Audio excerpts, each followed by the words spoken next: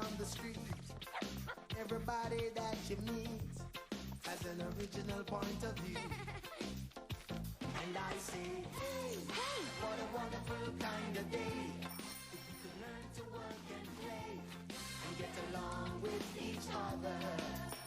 You got to listen to your heart, listen to the beat, listen to the rhythm of the street. Open up your eyes, open up your ears, get together and make things better by working together. It's a simple message and it comes from the heart. Oh, believe in yourself, for that's the place to start. And I say, hey, hey, what a wonderful kind of day. To learn to work and play and get along with each other. What a wonderful kind of day. What a wonderful kind of day. Hey! Hey! DW! Hey! Whoa!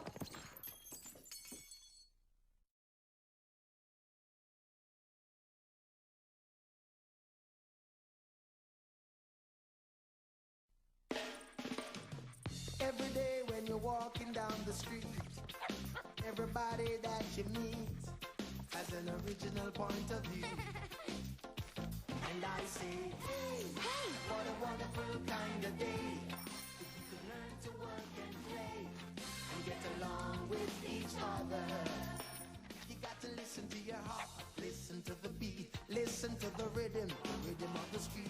Open up your eyes, open up your ears, get together and make things better by working together. It's a simple message and it comes from the heart. Oh, believe in yourself, for that's the place to start. And I say, hey, hey, what a wonderful kind of day. To learn to work and play and get along with each other. What a wonderful kind of day. What a wonderful kind of day. Hey! Hey! DW! Hey! Whoa!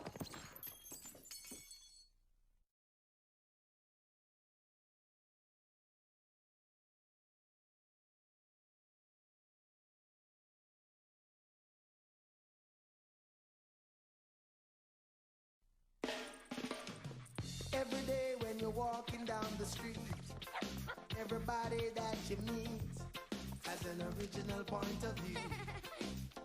And I say, hey, hey, what a wonderful kind of day. If we could learn to work and play and get along with each other. You got to listen to your heart, listen to the beat, listen to the rhythm of the street. Open up your eyes, open up your ears, get together and make things better by working together. It's a simple message and it comes from the heart. Oh, believe in yourself, for that's the place to start. And I say, hey, hey, what a wonderful kind of day. To learn to work and play and get along with each other. What a wonderful kind of day. What a wonderful kind of day. Hey! Hey! DW! Hey! Whoa!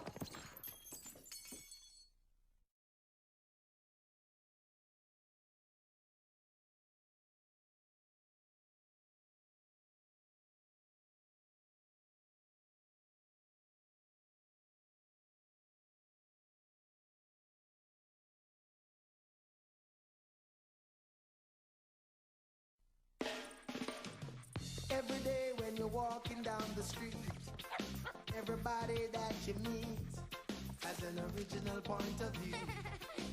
And I say, hey, hey, what a wonderful kind of day.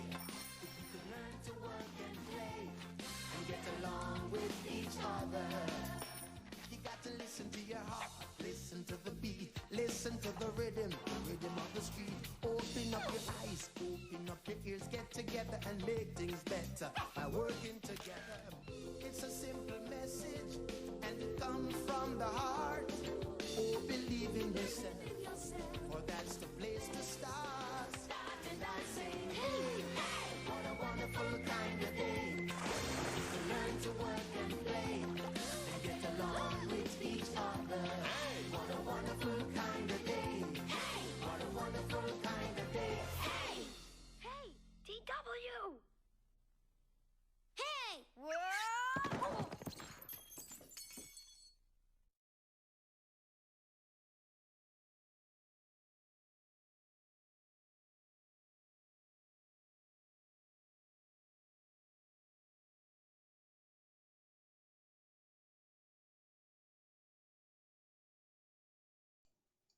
Hello. Welcome back to Shadowrun Hong Kong.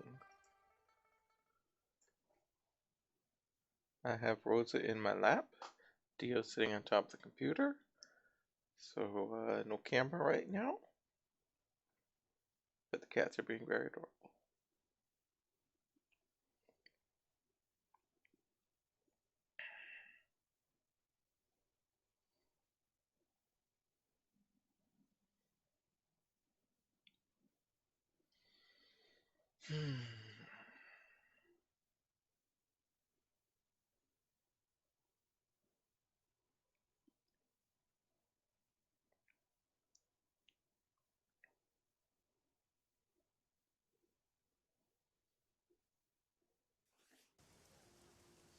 Alright.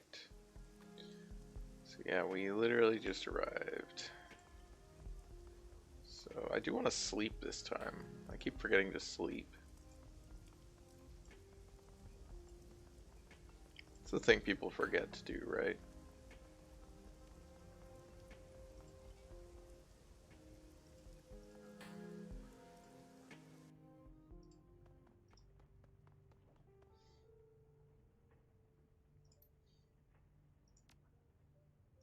Oh, I saw it. It said 0 and I just clicked on it anyway. Your payment is attached. I confess that I'm very pleased with your work. It's not every runner who could have pulled off a job of this magnitude. Well done. Yep. Just runners that have been doing it for about 2 weeks. Let's read the BBS. No BBS. Oh, bye, Rosa. Time to go. Okay. Let's take a nap.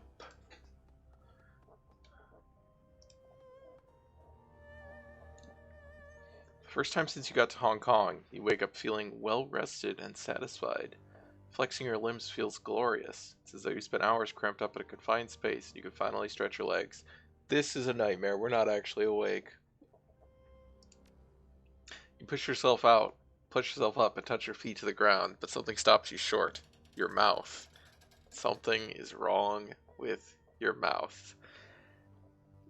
Oh no, I don't like this. Run your tongue over your teeth. Let your tongue move over your teeth until you reach the problem area, a molar on the upper left side. It feels strange. You apply a little pressure to the tooth and it slides free from its moorings, as if nothing was ever holding it in place to begin with. I don't need more tooth nightmares. As the tooth comes free in your hand, an image etches itself in your mind. A great chamber, hazy in form and outline. Clouds of red mist that fill the air, perfuming it with salt and copper. Great columns stretching up from the ground to pierce the sky, and above it all, the enormous grinding gears of a broken machine. In the distance, you can hear a sound, a desperate, frantic pounding, something enormous at the door, many somethings, all desperate to get in, scrabbling and scratching and scraping, but unable to find purchase. The way in is locked. You feel a tremendous sense of accomplishment. You've done it. The others are trapped outside, blind and starving, unable to pass through the door. The chamber and what lies beyond it are yours. Why is there a... Oh, this is all... Okay. A shrill, giggling noise fills the air, like the laughter of a small child mixed with the shivering screech of countless violins. The sound reverberates down your spine like an electric current. The intoxicating aroma of meat fills your nostrils. You have been starving for 1,000 years. Soon it will be time to feed. And just like that, it's over. The images fade, dissipating like vapor. Only the tooth in your hand remains. What?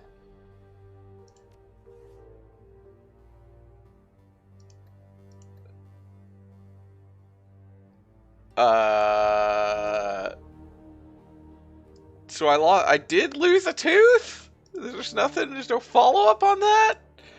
That feels fucked up, game. Feels real fucked up. Welcome back. What do you think of the last run? Wow, we don't have anything to say. That was some real cloak and dagger shit, wasn't it? Hitting a high-tech weapons research lab, framing a triad for the run, dealing with other Shadowrunner teams? Chick said, smiling. Oh, and to top it all off, there's a laser gun there. A laser gun. If I didn't know any better, I'd think you enjoyed yourself. Hey, look, as a rule, I don't like running the shadows. Given my choice, I'd walk straight and narrow. But if I'm gonna be a criminal, this is the kind I want to be. Kind of the laser gun. So I've got to admit, I was a little sad when you gave this thing to that other team. I mean, I get why you did it. Reputation is important and all that. But that weapon was an asset too. He shrugs. I don't know. It was a tough call. Let's hope you made the right decision.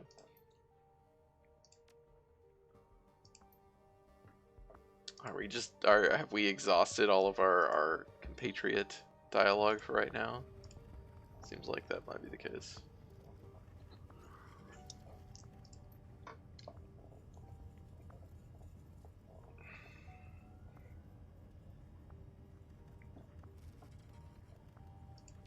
This is the same conversation we had before.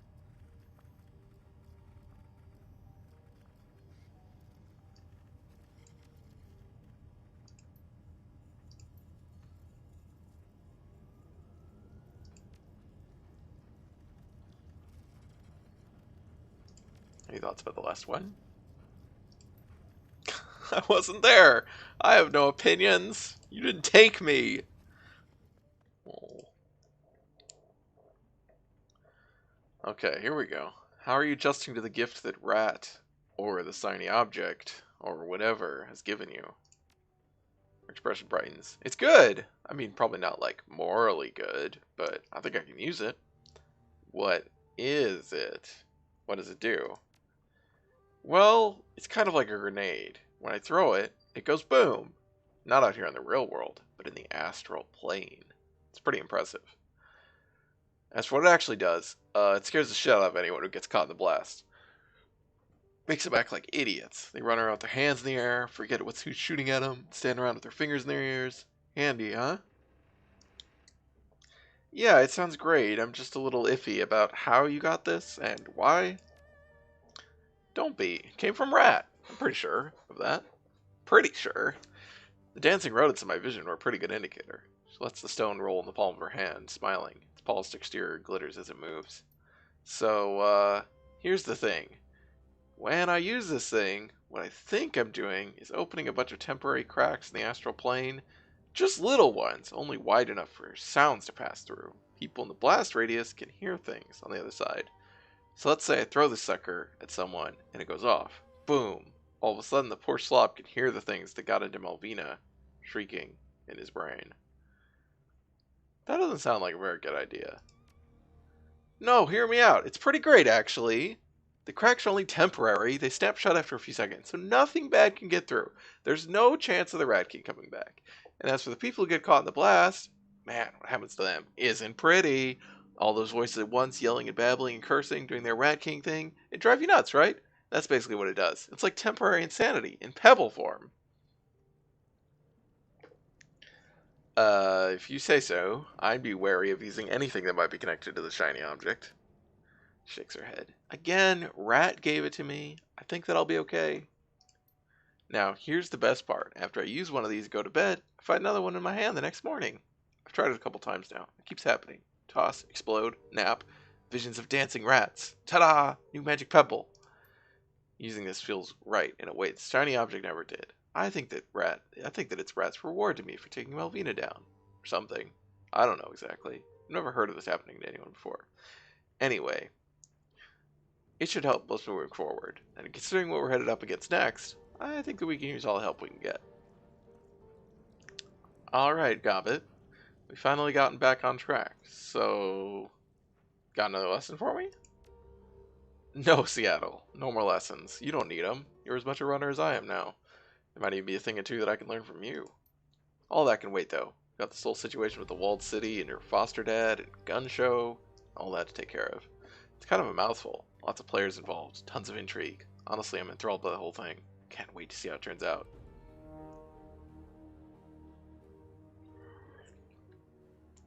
Glad to see you're keeping a positive attitude about it. I just want it to be over. She smirks at you. Miss out on all this fun? Never. Oh, in Seattle. Yeah? The pot on the hot plate. It's always full. I keep a soup going on the thing 24/7. If you ever want any, you're welcome. Just come on in. I'd love the company.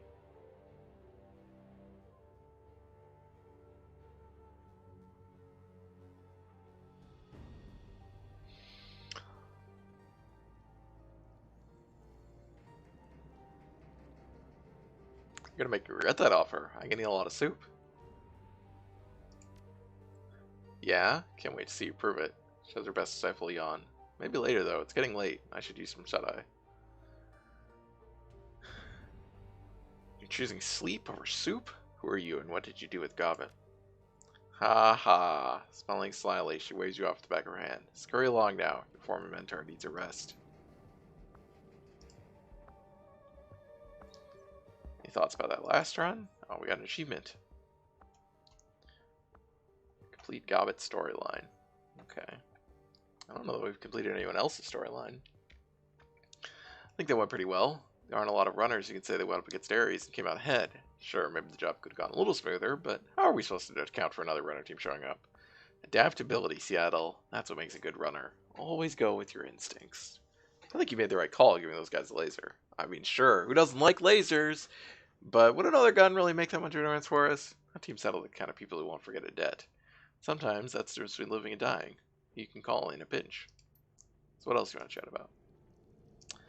Alright, let's go. Gotta go talk to Ractor. Oh yeah, Ractor's gonna have a lot to say. Ah, my friend, you've done an admirable job. An admirable job indeed. I've already incorporated the technology that you recovered, my stolen tech, into a new chassis that I'm fabricating for Koshai. You move quick? Yes, well. He tips his cigarette. A cone of burning embers tumbles to the ground. I've been waiting for this for a long time. The next time we take to the field, you can expect to find Koshai's combat effectiveness considerably improved. He has become truly deathless, just as his namesake was in the legends. When he takes damage, he will mend himself before your eyes. Sounds incredible. Can't wait to see it in action. Nor can I, friend. Turns back to the whirring machines that fills his shop, watching their progress with hunger in his eyes. Nor can I. Again, the shop is quiet. No hammering of metal, no whine of heavy machinery. Nothing but the sound of your own footsteps and the low electrical hum of Raptor's work terminal. The monitor above the work desk is alive with vibrant imagery. Graphs, technical readouts, reference images fill the screen. He looks up at you, his face bathed in the blue light of the display. Ah, hello again, my friend. Back for more answers? I can take the time to talk if you can. Let's ask him about the last run first. A most wonderful outing. Excellent. I have my research back, my prototypes returned, all thanks to you. I suppose that I could complain of Taylor and Hardingham's absence. I would have greatly enjoyed commanding Koshai to feed them their own entrails. But this is a small matter. I have my research, and no, we'll catch up with them soon enough. Your choice to give away the laser prototype that we discovered confuses me, though. Why did you bother? We didn't know that other team anything. We were there first, and we were the ones who found the device. Ways of the thought. But it doesn't matter. Small thing, my friend. A trifle. The laser is nothing compared to my research. I am in your debt. I want to continue our discussion from last time.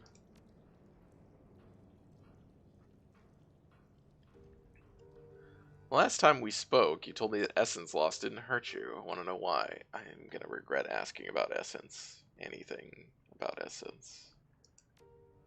Yes, I did tell you that. I do owe you an explanation. Turns his head slightly.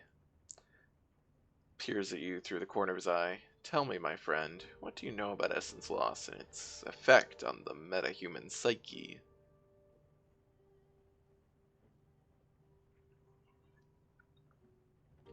Essence loss removes your ability to feel anything. It can drive you psychotic if you go too far. He nods. Yes, that's right. And this detachment can be deeply traumatic for the sufferer. The literature is full of such cases. He levels his gaze, focuses on your face. There's a smile on his face, but his eyes are devoid of warmth. Now, what would you say if I told you that after my accident and subsequent cyber surgery, I felt no different at all? That even in the beginning, I was completely unchanged.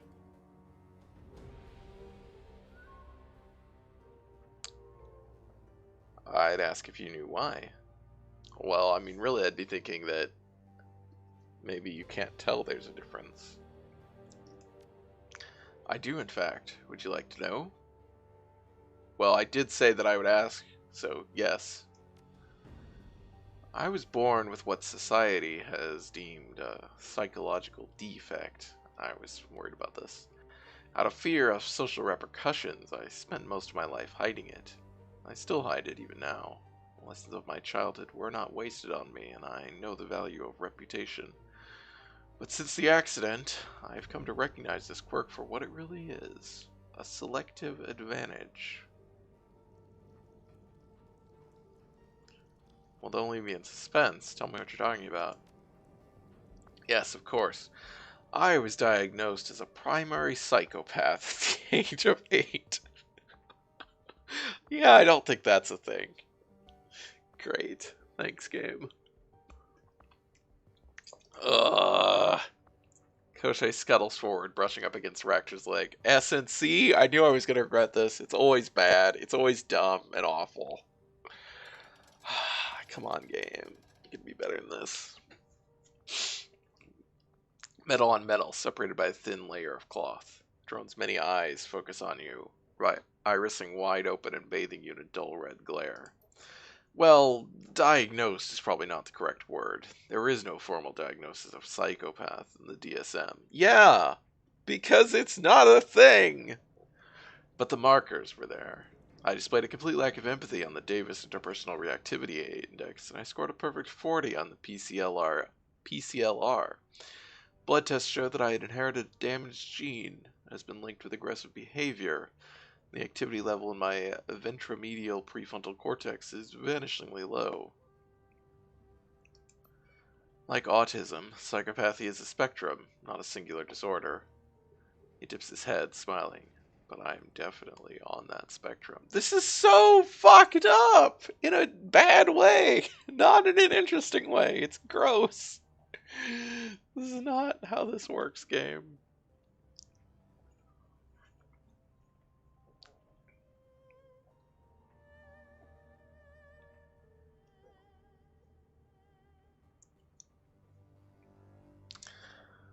Okay, and so you think this condition is the reason why you didn't suffer the trauma of essence loss? Yes, my condition is an advantage, one that protected me from the mental trauma of my accident and subsequent reconstruction. The psychological blow of essence loss can be devastating. This mental trauma is ultimately responsible for much of the damage and self-destructive behavior suffered by those who ride the razor's edge. None of that makes any sense. God, it's so awful. Of course, there's a physical limit to how far the metahuman body can be pushed, but a normal person only reaches mental breaking point far in advance of this. The loss of self, the loss of capacity, is too painful to bear. But you didn't hit that breaking point. No, I did not. Indeed, I'm quite certain that my breaking point does not exist. What does it matter to me if my capacity for empathy and conscience is stripped away? I never possessed either of those qualities in the first place.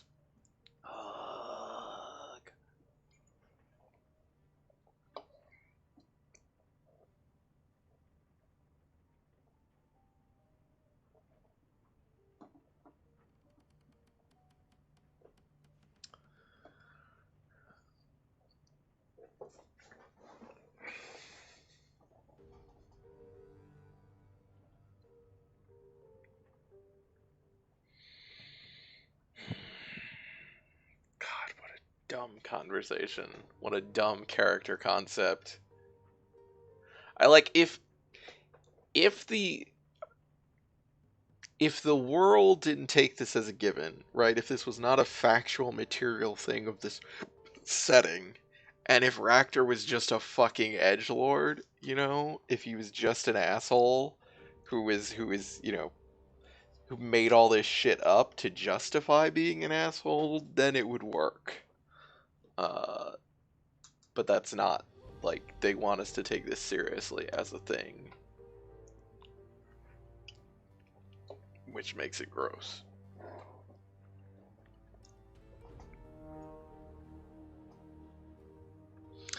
I don't even know what to say here.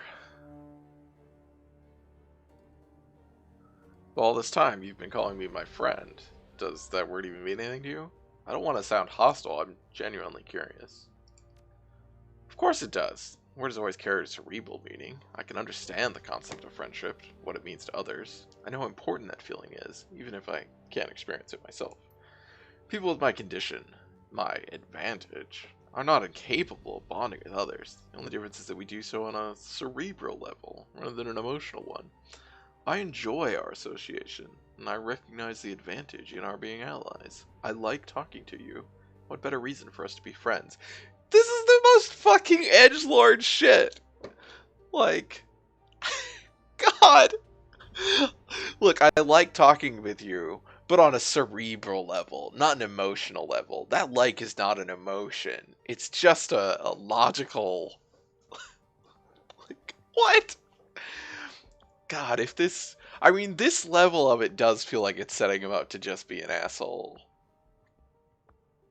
Or that actually probably what it is like, oh, he has been damaged, he just doesn't recognize it or something. But it's all still going to reinforce the idea of what essence is, and it's going to still be dumb and bad.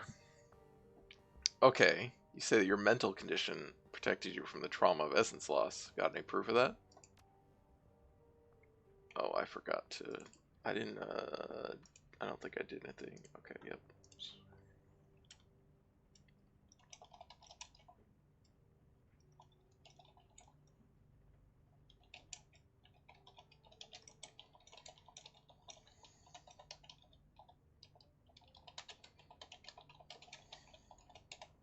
See?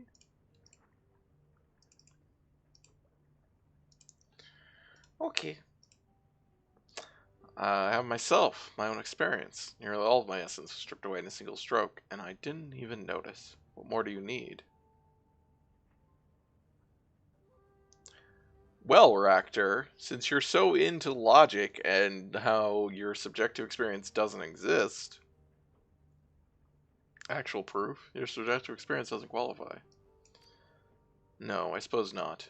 But I know it to be true, all the same. My hypothesis makes good sense. I've never possessed a sense of humanity that others hold so dear. If having it stripped away is traumatic, then it stands to reason that I would be protected from that trauma.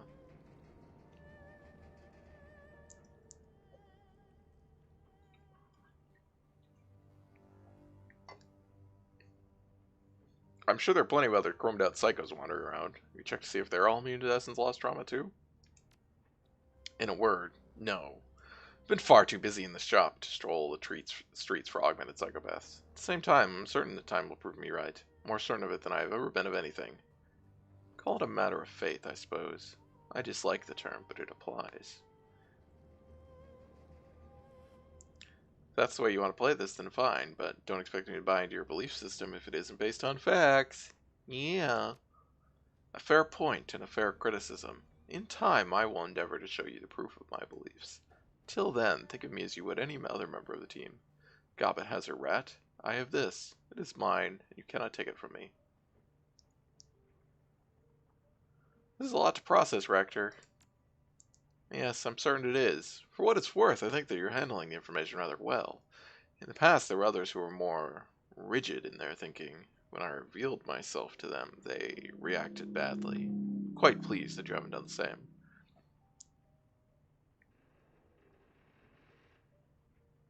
I don't judge my allies on what they are. It's what they do that counts. Yeah. A woman after my own heart. I wish that others were so open-minded. I'm not a broken thing to be fixed. I'm exactly what I was meant to be.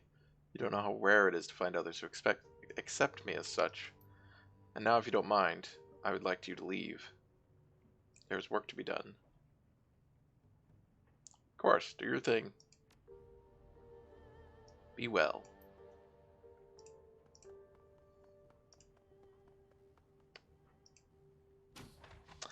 Hey, Gaichu. Oh, you're just gonna tell me about the mission, right? Yep. Okay. He just wants to go do his personal mission, which we will do after we talk to everyone. I don't know how many more conversations with these people there are gonna be, though. I wonder if these guys have something new if I needed to sleep, but I'm guessing not. Nope. And I don't think Reliable Matthew has anything new. Nope. This is... Nope. Mahjong Parlor. Let's go talk to Spider Shen. Hey, Spider Shen. Shen is reclining against the stacks of cages as you approach, watching the display of a small Trid player on the table. Trid displays the shimmering form of a dancing woman weaving her way through a crowded club. It seems to have been filled by a portable recorder, possibly someone's cyber eyes. Draped in wild clothing that scintillates with lights and holograms, the dancer slips through the crowd like living mercury. Every step and evasion is effortless. You watch the dancer weave her way up a flight of stairs, moving toward a second-floor balcony. As she ascends the stairs, her hands start to crackle with energy. Points of light trace across her neck, shoulders, and spine. And then glitter and flash of the club lighting no one else seems to notice. For a split second, she looks back at the camera's point of view, smiling seductively. Shen gestures toward the holographic display, smiling broadly. Keep watching. It's about to get good in a few seconds. The dancer arrives at the top floor, moving towards a particular table. The table's occupants, triad members judging by their tattoos, rise from where they're sitting and begin to draw their weapons. Their expressions indicate they're familiar with the dancer and intend to kill her. At this point, the dancer explodes into motion. She bobs and weaves out of the way of their gunfire, her fingertips flinging electricity and fire in long arcs. She seems to dance at and around the triad soldiers. Each step and beat causes an explosion of force that scatters tables and drinks. Wreathed in the elements, the woman cuts through the triad members in an effortless pavane of destruction. The recording ends as Shen straightens up. I could watch Lucky Ping at work all day. I don't know how she works her magic, but it's beautiful and terrifying thing to behold. Really glad she's with the Yellow Lotus and not an enemy syndicate. That's a friend of yours? That was a hell of a dance. That it is. She's been a dancer since she was a kid, but I guess her magic just spontaneously manifested when she was a teenager. She figured out how to channel it into that kind of, whatever it is you saw. I have no idea how she does it. Shen shrugs helplessly. Anyway, what can I help you with?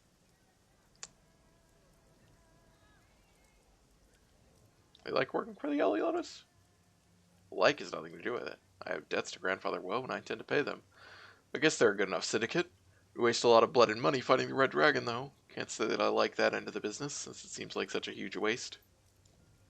If it weren't for Grandfather, I might see about getting White Ming, Steel Arm Lu, and Lucky Ping to break away. Maybe start our own thing in a turf that's not quite so fought over. Putting one hand, palm up, Shen smiles slightly. But I can't leave him. I owe him everything.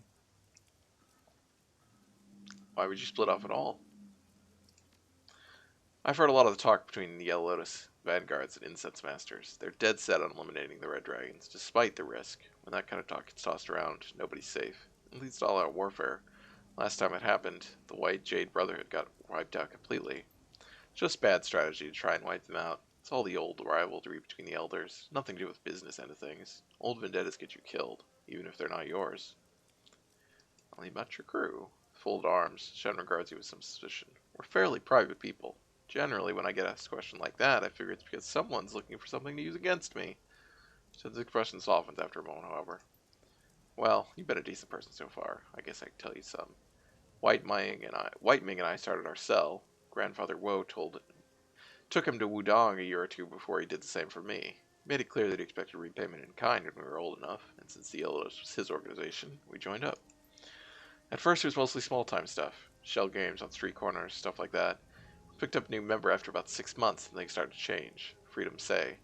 Dwarf kid, absolute murder with twin pistols. Kind of focus I could bring to bear in Kung Fu, that's how he shoots. Shen grins crookedly. His parents named him Freedom and sent him to the UCAS to live with an uncle. Guess they wanted him to be really American or something. Beyond that, there's Yang, the lawyer you saw me talking to before. The four of us do a pretty cozy business between jobs for Steel Arm Lu and Kindly Cheng. It's not like we're in charge of much, but it beats starving, yeah? Well, that's neat. Glad that we've got Spider Cheng to open up with us a little bit. They seem cool.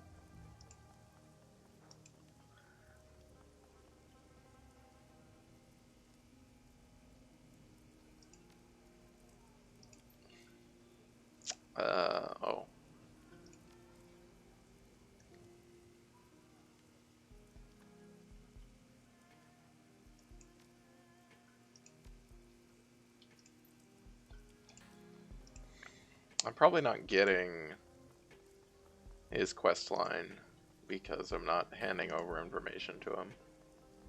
But oh well. I do like maximum law, but shouldn't really want to hand over some of that information.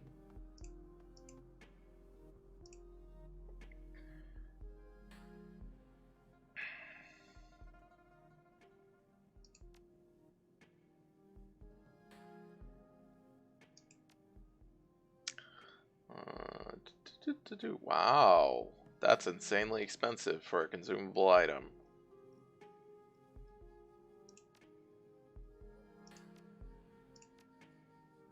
And I don't get to use any of this shit.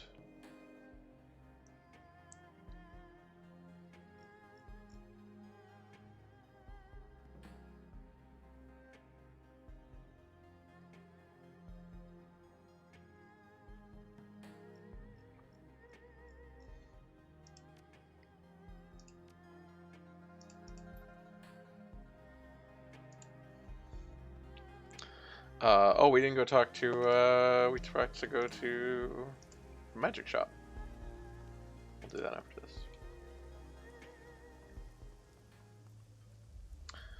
Freddy looks sullen at the club's front entrance, and sullen on the young troll takes the form of careless indifference for the force he uses to pat down and propel forward the patrons entering the place. Welcome to Club 88. No killing, no fighting, no sex trade.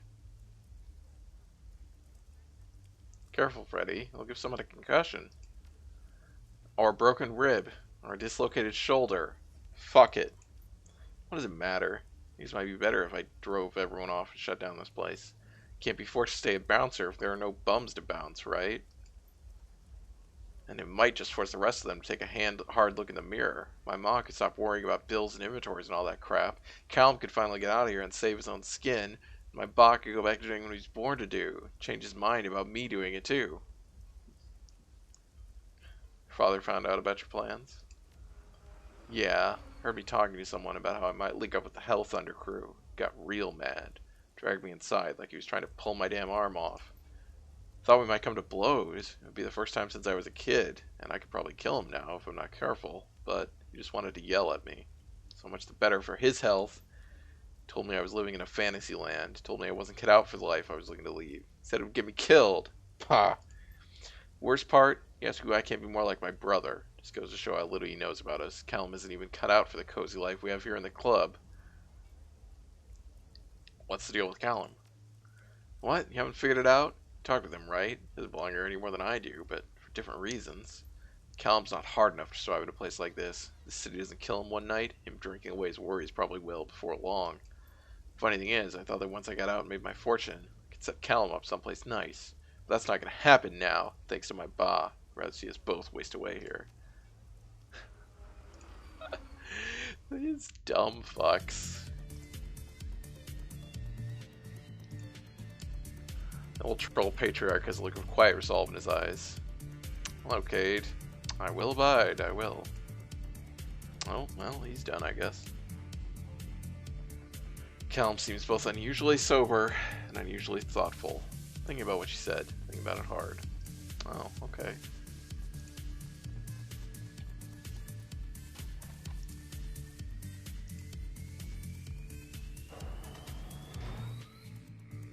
Who's that?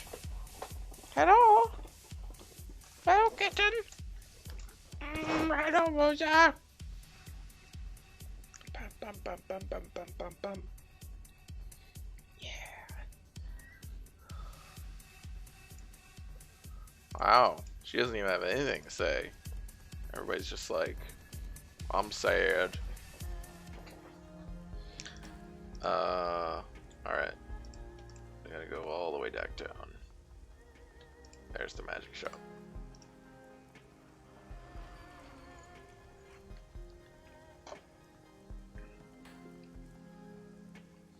There we go.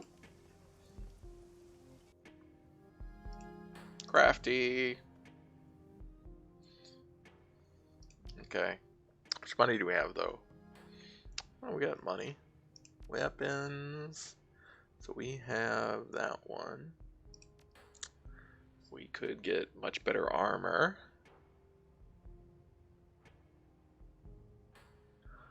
Doesn't seem like a particularly great use of my... I mean, it is... That's a lot of armor, but... I'd rather have a new spell. So what do I have right now? I have Lightning Bolt 3 and Fireball 2.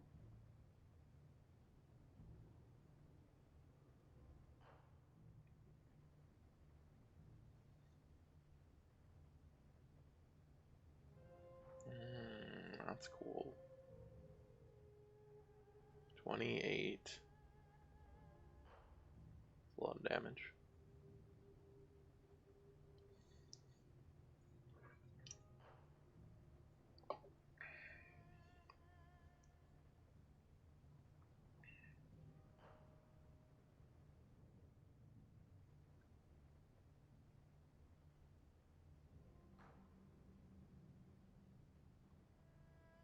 These are both good.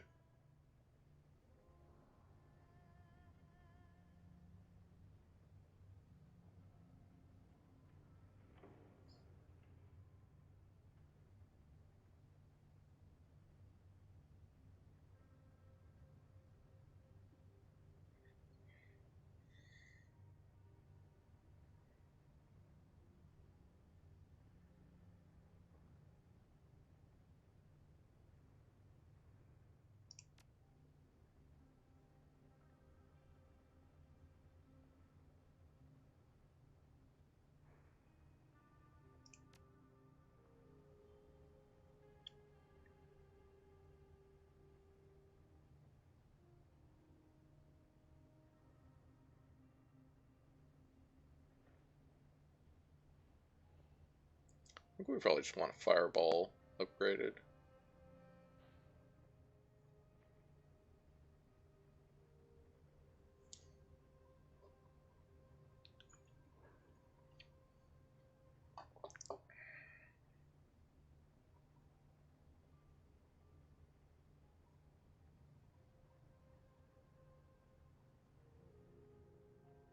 This is just straight up 30 damage.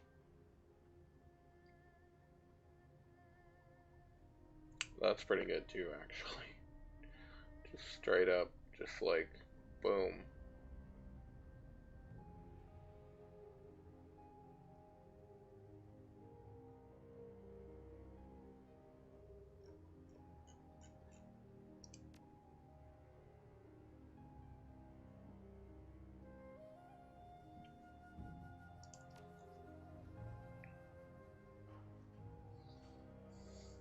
But I think this is better.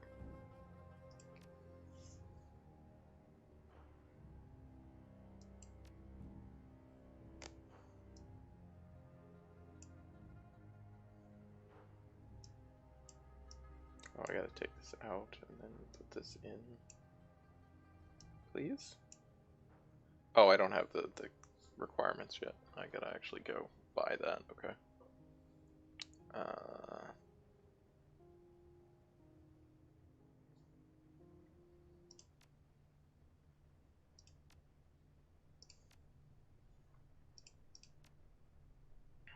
Not selling that.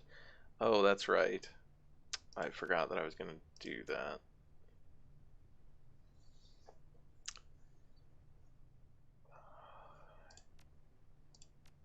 I should actually go talk to Maximum Law and buy better hacking stuff. But I do need to get to spellcasting 8. Yeah, I'm at 7, so that's fine. Oops.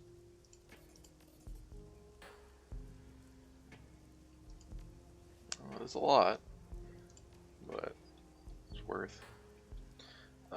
Where's Maximum Law? He's up here.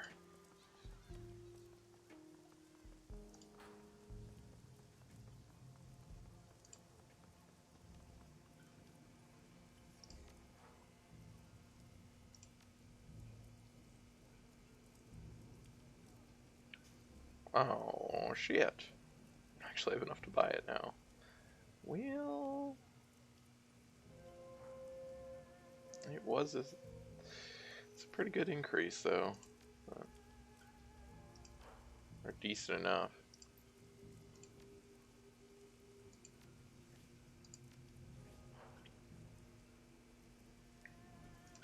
Oh, I guess I could probably buy better programs.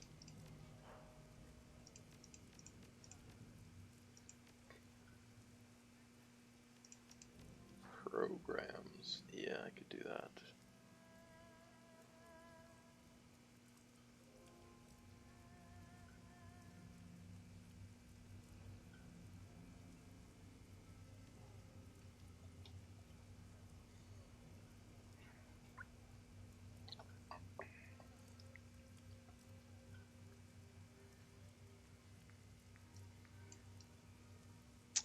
What does...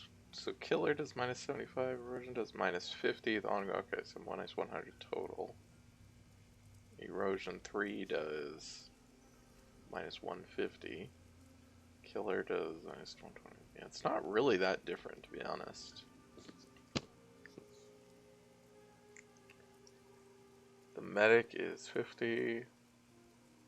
Yeah, the damage is not... I guess it goes up more than the other ones, technically. Health AP, the healths are different, but... Where's Blaster 3? Oh, there it is.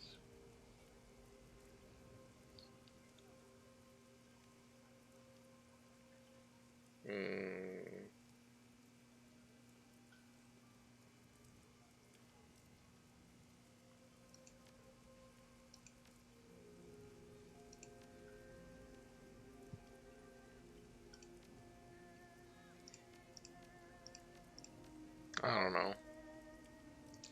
That's probably the only thing I could... The other thing would be I could buy a better sniper rifle. For Duncan.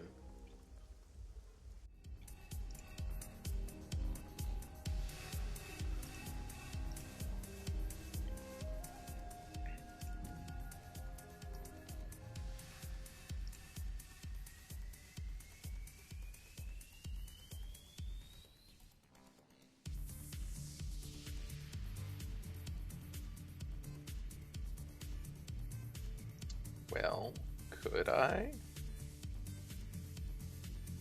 Okay, yeah, they're down here.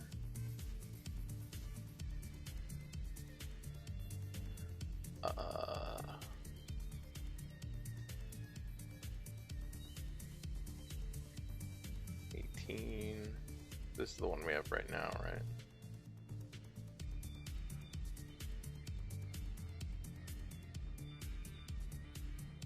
Or no, this is the one we have. 16. Yeah, 100S. I really wish you could sort these.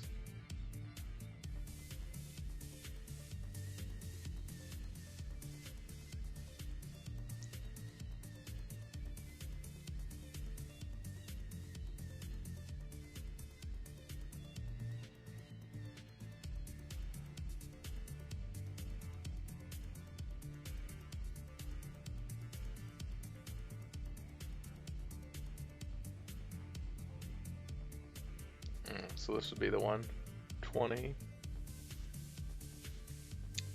Versus 1 armor. What is...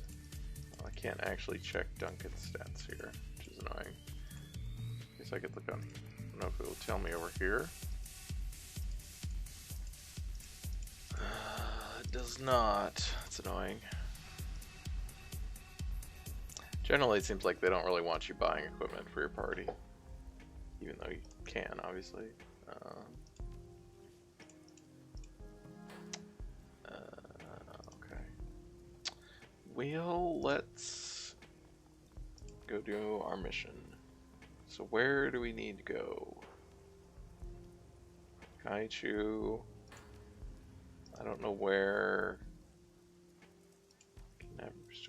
I guess it's gonna be. We'll see if it's over here. I want to do Gaichu's mission. Gaichu's. There we go. Travels in record warehouse in Tolo Harbor to ambush Gaichu's old Red Samurai unit. Yep. Gaichu. is presumably required. Duncan. And do we take Gobbet? Take Raptor. Probably take Gobbet. We don't need... Unfortunately, we basically never need Isabel.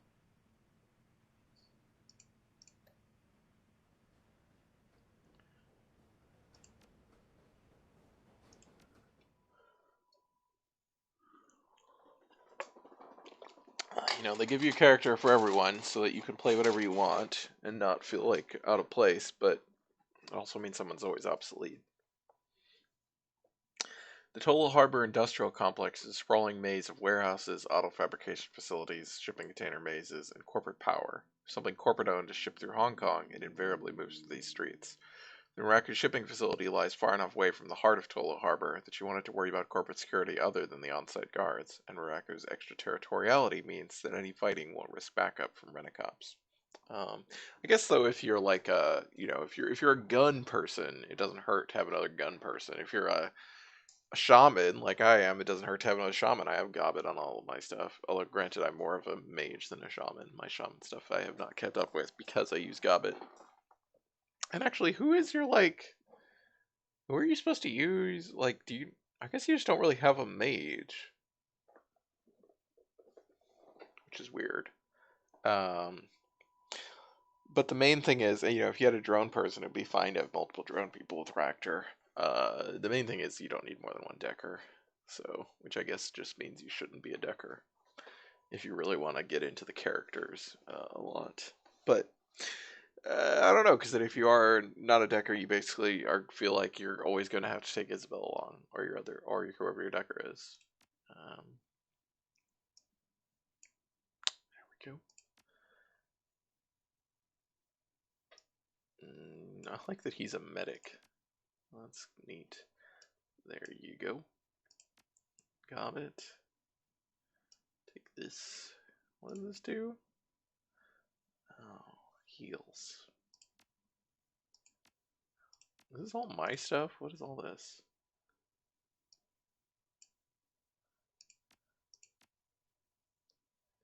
We'll put that on mine. Put this on Gaichu. It seems like a Gaichu thing.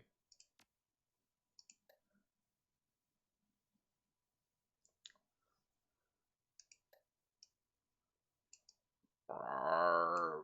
Rarg. She still only has haste 2? She has not leveled up her spells, like, at all. That seems bad. Because you can't, like, get rid of these either. Yeah, she hasn't leveled up heal at all? Like, come on, Gobbet. That's weird. I mean, I haven't leveled up some of my spells, but I have some really high level spells.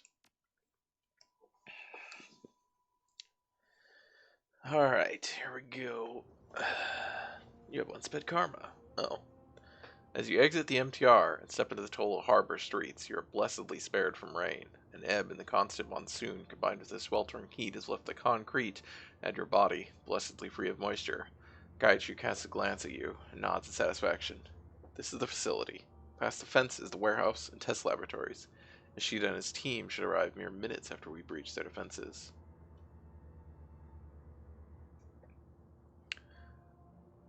Is there anything I should know about this place? Not that I'm aware of, no. Standard defenses will be in place. Renraku is nothing if not predictable. Armed guards with orders to shoot trespassers on sight, biometrically locked doors, a secure matrix host with black ice. The facility itself should have guards both inside and in the outer courtyards. While the Red Samurai provide a good backup team, there are too few of them to mount a standing guard. That means that we'll be facing standard Renraku security forces. While they are not as potent as better equipped security, Knight Errant for instance, they are still skilled combatants. Gobbet grins widely, tossing her ropes of hair over one shoulder. Great! I love dealing with corporate security. They're like a steak. You're never surprised at what you get, but you're never disappointed either. This sound just fine, Nibbles. Nibbles. Gobbet calls Gaichu Nibbles. That's amazing. Inclining his head respectfully, Gaichu matches Gobbet's grin with a small one of his own. I'm glad that it meets your approval, Gobbet. I would hate to think you were bored. Oh, that's really cute. Gobbin is a lot of fun. Like, with anyone. She has a good relationship. I want to see her make fun of Ractor.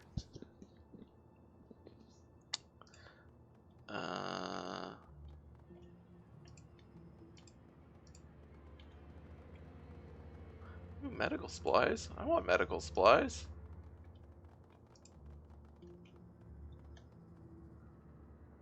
Guess I can't go that way. Can I? Oh, I see.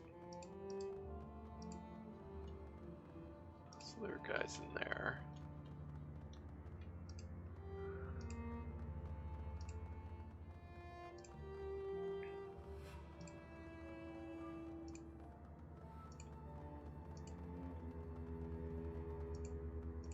No going that way. Okay.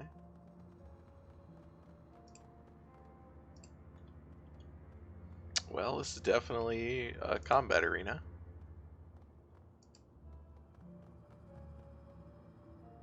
Hostiles spotted. Alright. Duncan.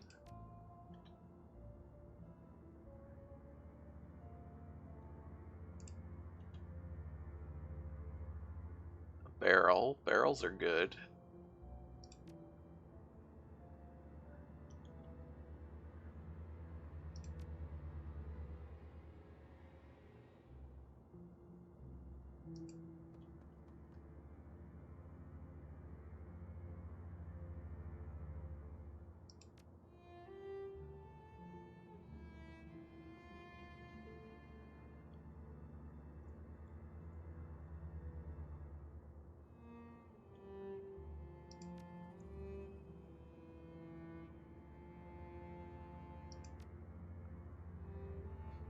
This is fun. This is fun.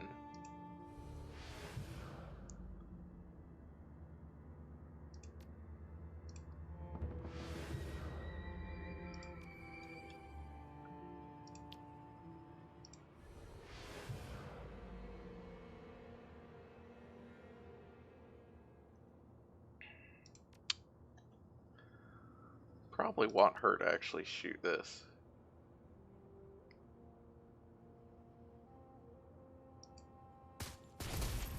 Yep. And now he murders people.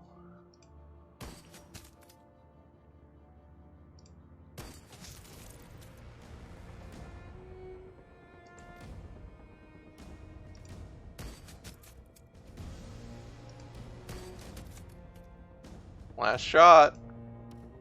Oh, never mind. You're actually out of ammo.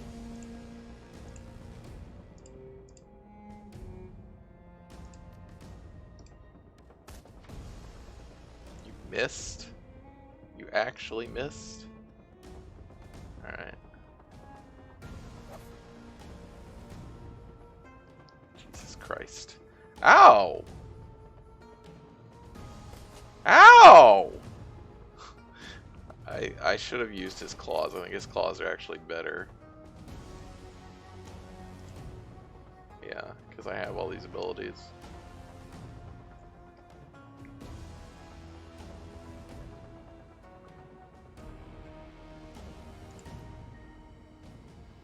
Oh no, it's still only 64%. Oh my god, he's not dead? Oh my god. This is really sad.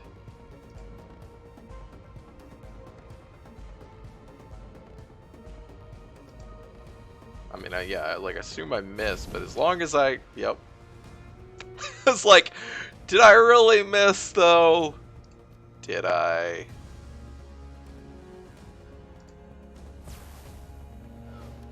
Well, I missed with that. That's true.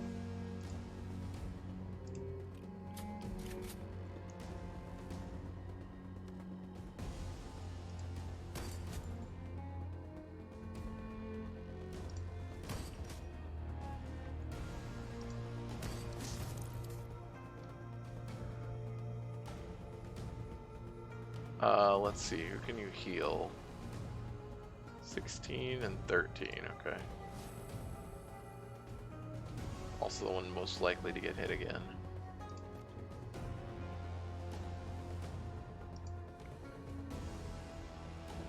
Oh, you did it.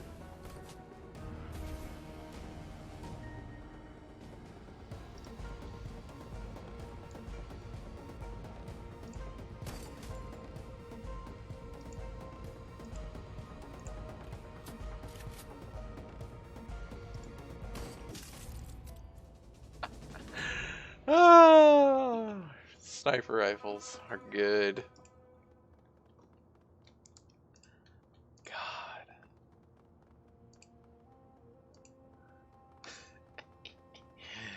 I also really enjoyed that fireball. It's like, oh no, I missed. Uh-huh. Let's give it to someone. There you go.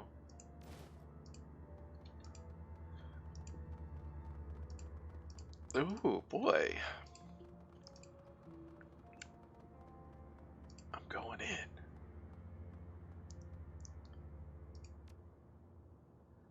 Good. Pipe the camera feed to your PDA. Yes, please. Comlink screen springs to life, and you're suddenly viewing what must be the interior of the facility. Two Renark security officers are clustered around a wall panel that appears to be malfunctioning. Oh, I don't have drone control. Thing's been giving me trouble all week. Gas pressure control circuit's running 55 amps, running at 100,000 volts. Anytime there's a glitch in the system, it shorts out. I don't know what to tell you. I ain't a mechanic.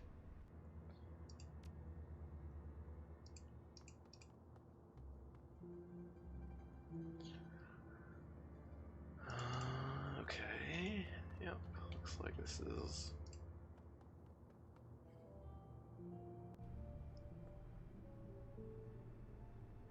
So we want to go in. We want to open with you, probably. Yeah, well, we want Duncan to be able to shoot them. I don't know if he can shoot them right here.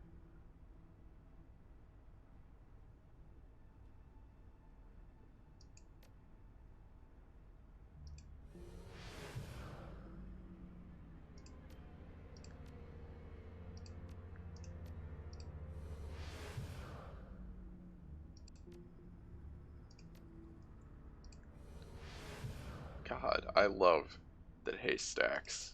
It's so dumb.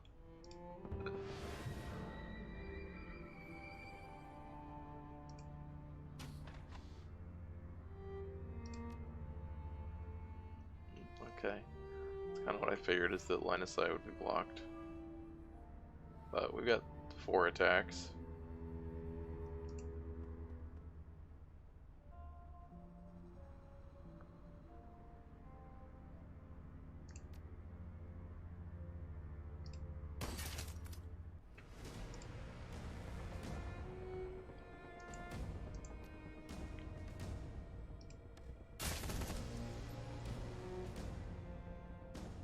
Yo, what's up?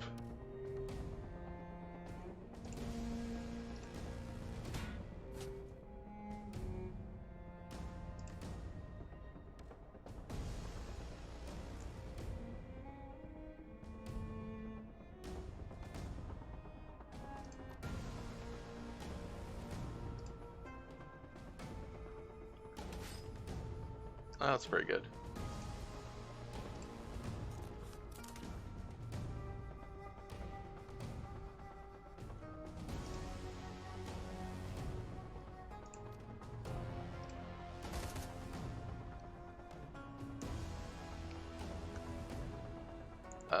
Okay, so there's a guy over there.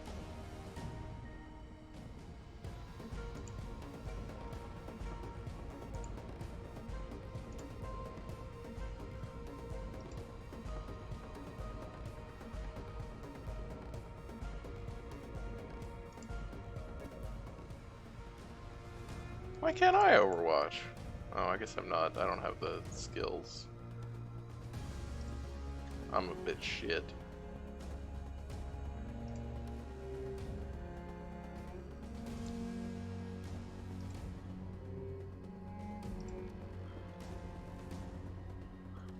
Let's see, we can't see if there's anyone in here. There is someone down there, okay. Oh, so they're gonna come through there, so we want to run up to here.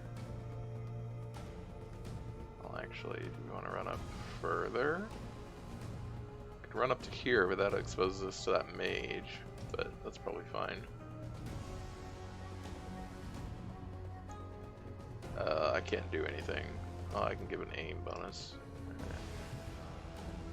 Okay. Go.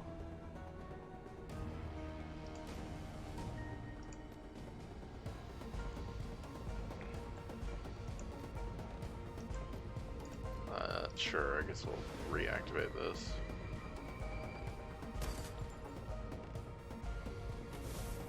Is that... You're not Overwatch? I mean, I guess you have a short range weapon, so... Oh, ow, okay.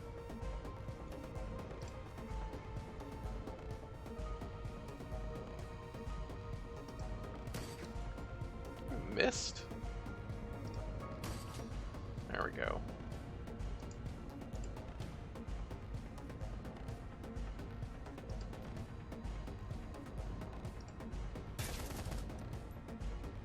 Missed 4 times on an 88% shot hit.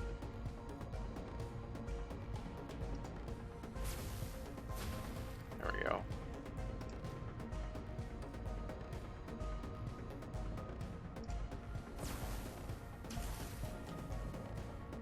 Alright, that's fine. 1 damage.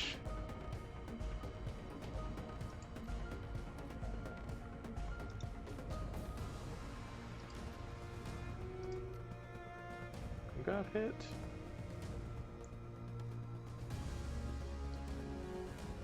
Oh, you got hit. Alright, okay, you heal. Oh, I don't know, spray and pray. Wow, you actually hit him.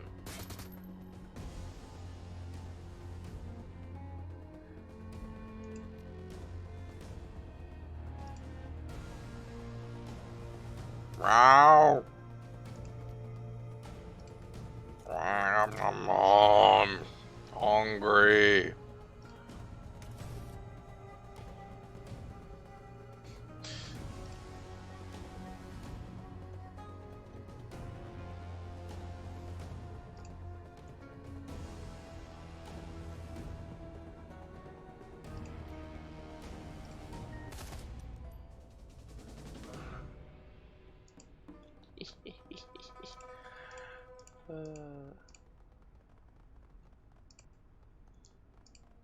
It is fun to eat people, so we got that going for us.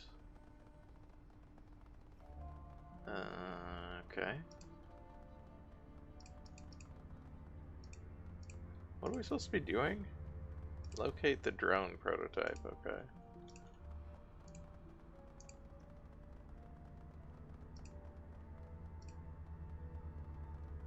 Now, if we had a drone, we could fly it through there, but...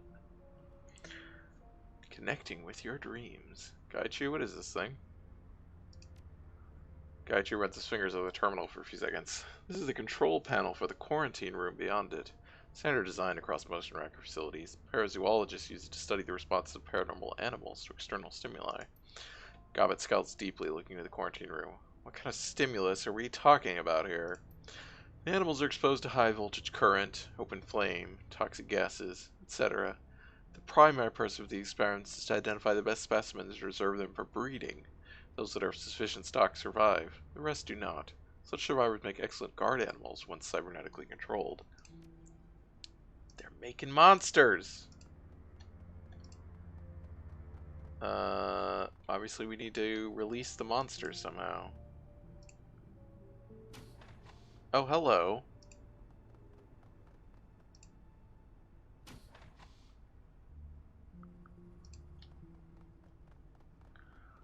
As you barge into the office, the lone scientist within leaps back to cower against the desk he was working at. Don't hurt me, please! Split seconds later, the scientist stands upright. An expression of profound shock spreads across his face, and he takes an involuntary half step toward Gaichu. Wait, it's you, Saru. A man's amazement is apparent in his voice, which barely rises above his whisper. Renraku management said you were dead, but I knew they were lying. But I didn't expect that you would be the one to answer my request. This is a good omen, my friend. Gaichu, in turn, seemed just as surprised as the Renraku employee. Indeed, you were lied to. The shame the Red Samurai suffered to their inability to kill me is undoubtedly something they wish to hide. I am glad to see that you are well, but I am no longer Saru. That codename is long gone. Now I am Gaichu. You know this man, Gaichu? Yes. His name is Tanjiro Sasaki, a senior researcher. He has served Renraku for more than a decade. Gaichu smiles faintly, waving a hand toward Tanjiro. Do you recall how I said I had guarded similar facilities? They were usually in the service of protecting Tanjiro's projects. Tanjiro is slowly relaxing, although the tremors in his hands indicate that adrenaline is still thick in his blood. It's true, and believe me, I can help you with what you're here for. Well, not quite. We're here for a few reasons. Tanjiro scowls. Your fixer got the job because I've arranged this. Why do you think it was so easy to get here? You're here not just for the drone, but to fake someone's death. My death! If a group of heavily armed Shadowrunners break in here, it's completely believable that I would be killed in the process. Tanjiro lets out a heavy sigh and wipes his brow. As of right now, I've suppressed the alarms. I could undo that. Once I reach a safe distance, I will. The samurai will arrive just a moment too late to save the research. And me. So, we've already helped you. What can you do for us? The Red Samurai team will rush this building as soon as the alarms are released. I'll give you the code I wrote in my Overwatch program. Just use it on one of the security mainframes when you're ready. You'll have time to set up any ambush you like. Cradling his chin in one hand, Gaichu's eyes narrow. Typically, we would send the main force in through the front, leaving one member aside to flank the opposition. It would be advantageous for us to isolate one of them and pick them off before the main force engages. Tanjiro snaps his fingers suddenly, looking at Gaichu. You can use the quarantine room. It can be programmed to destroy contaminants or apply lethal amounts of electricity. Regardless of what you pick, it should certainly kill anyone attempting to pass through it. Yes, that could work. Gaichu nods to you, expression bright. If we were to make the quarantine room look like the point of ingress, they would send at least one of the team there, while the main squad utilized standard routes, namely entering through the front door. Cade Wolf, we should let Tanjiro go. He has given us more than enough to accomplish the task at hand, and he is a friend of sorts. I would be sorry if any harm came to him. Alright, get out of here, Tanjiro. Yeah, I don't know why we would kill him. I don't have any reason to do so. Hi, Dio. Thank you.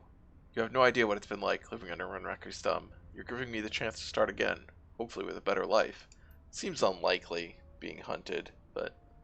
He turns to face Gaichu, smiling faintly. And you... It's because of you that I found the strength to leave Renraku. That they couldn't find or kill you was a sign that I could escape as well. I admired your tenacity, your drive. Thank you, Tanjiro. That means more to me than I think you know. Gaichu points toward the door. Go. They'll be coming for us soon enough. I want you to be well out of here when they arrive. Nodding, Tanjiro bolts toward the door. Bye-bye!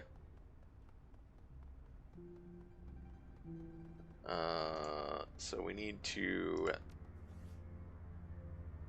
set the quarantine room trap. How do we do that? Hacker voice. I'm in!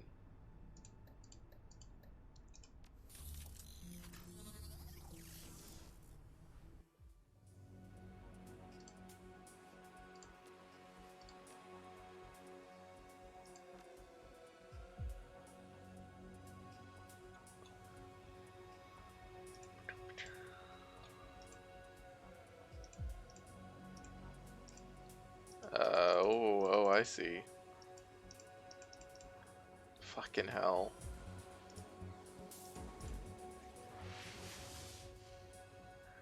Oh. Seems bad. Is that another one? Oh, that is another one. Okay.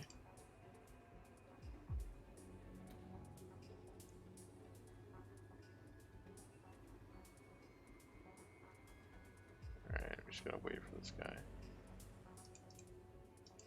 to go. I hope it doesn't just go over there. Nope. Deliver barrels to basement. Sure.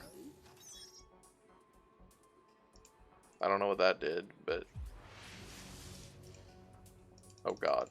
Fuck. How? What? I don't like that.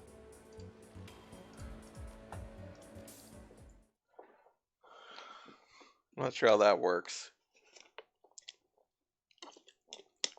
How are you supposed to do that? I guess you can go back through, but like you can't watch it from there, so it's just like waiting and hoping that you get it right. Seems kind of shit. I hate this minigame. The stealth part. I want the old hacking back. I say it every time. Okay. This is fine.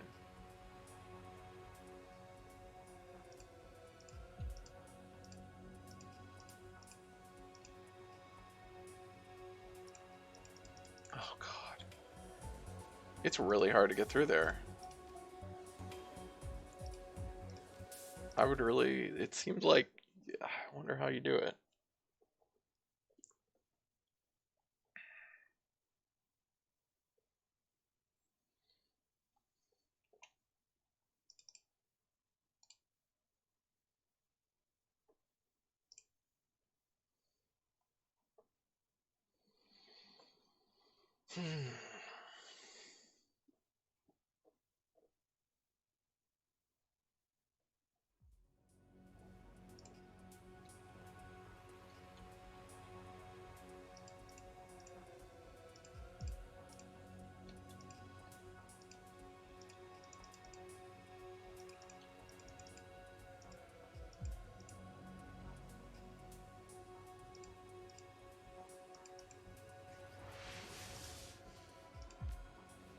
But, well, you shouldn't have to go back, I don't think.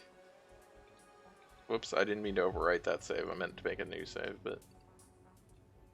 so there was this one. No, there's not one over here.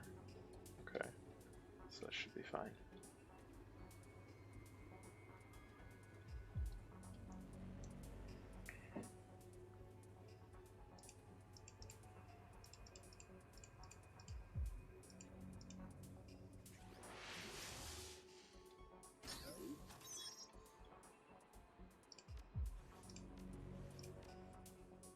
So yeah, how does this work?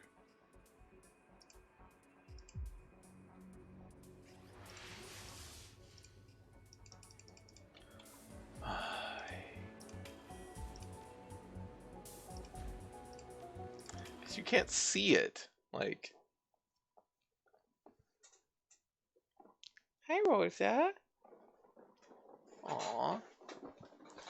Good babies. Oh, I just walked away to put the cat up. Who is it? Oh, hi. It's a raid. Wow. Well, this is good because I'm about to put the cats on. Welcome, everybody. Just give me a minute.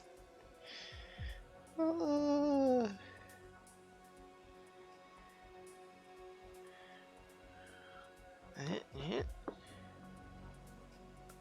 no.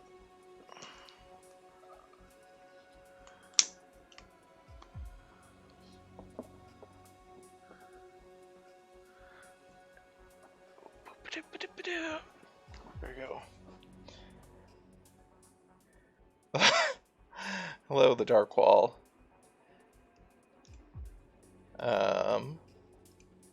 Well, this is Shadowrun Hong Kong. We're in the middle of some hacking. But more importantly, there we go. There we go. That's definitely the high point of this stream, is gonna be that, is the cats. Let's see how this works. Nope, it's coming back. Okay, let's try and wait it out.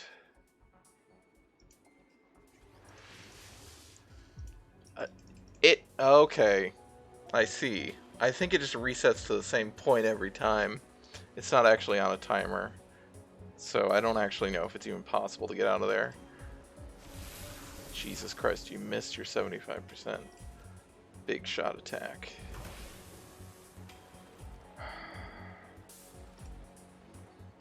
Bye, I'll be back. Missed two 75% attacks. Hey, Sierra. Oh, you know, we're getting... God, this stupid fucking thing. Oh, this is just such garbage. Wait, why is this one... Does this one have a longer cooldown? Oh, there we go. Alright, well, at least we did that. This is still more damage. Let's hit this thing. Oh, really? What? Isn't this thing 100? Oh, that's 50. Okay, well, it's the same thing, so... oh god, it's just raising trace rather than actually, like, doing anything.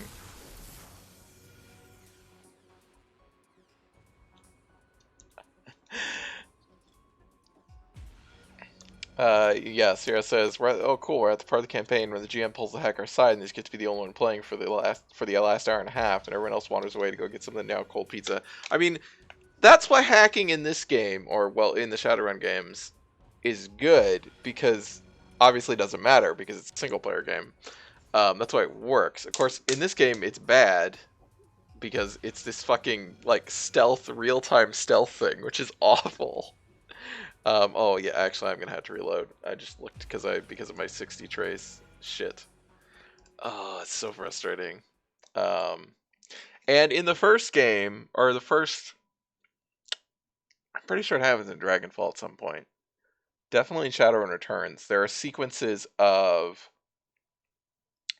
You are hacking while, like, a mission is ongoing, and, like, you have to do stuff that is gonna, like, you know, like, stop the bad guys from being able to send reinforcements, but there's already bad guys there, and so you're swapping between cyberspace and meat space and managing both, you know, both the hacker and the party at the same time, and, like, having to defend the hacker and stuff.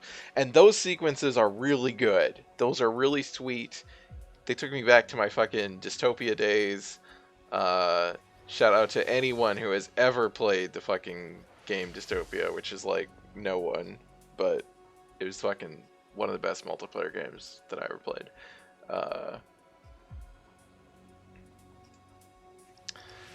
Yeah, I just don't think that this is possible.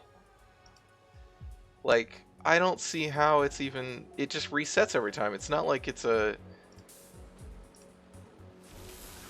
And you get 20 trace every turn, which is awful. Oh my god, this is so bad. Yeah, that's the dream of the hacker scenes. That's what you want to build those scenes into. Yeah, I don't know that even... I don't think it even works if you do it in tabletop Shadowrun, even if you do that, though. Because the hacker's still working on a completely, like, different map. Like, it's still... You're just alternating between two combats in which one of the combats has only one person in them, which is bad. Also, I don't think hacking works in Shadowrun tabletop, like, at all properly. I think it's just, like, unworkable.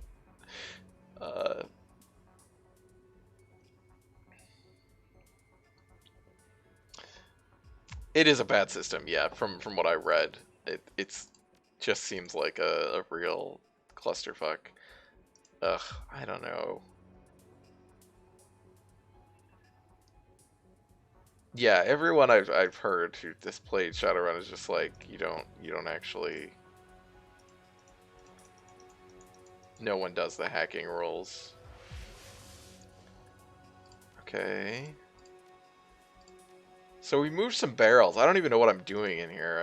I just hacked into this because it was here to be hacked into, which is, you know, that's why we do these things. I moved some barrels, which I don't even know what those barrels are to. God, this is like this is incredibly difficult. They're like this is the late game hacking, I guess, is just stupid stealth things, or it's like you don't. If this was turn-based, because so like in Dragonfall, and I believe this is the way it works in Returns as well, but I don't remember because Returns is bad. Hacking is all turn-based. You just go into combat mode, which I can't do. You even have the button in this game to go into combat mode when you're non-combat mode. You can't use it in the hacking. So this is all real-time instead of being turn-based. You can't move around. Like you can't, you know, yeah. And this is a stealth thing where we're trying to get out without, trying to find the way to get over here without trace. I mean, I guess I see where you have to go, but, like...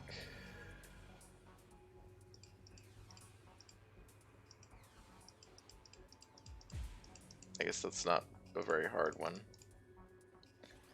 Oh, okay, hey, we made it. This looks like this should be it. Well, that wasn't actually so bad.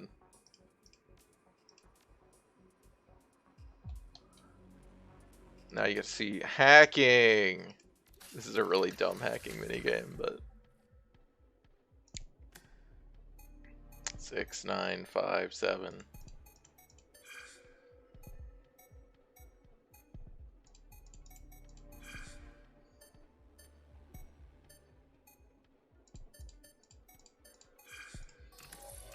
Do that, okay.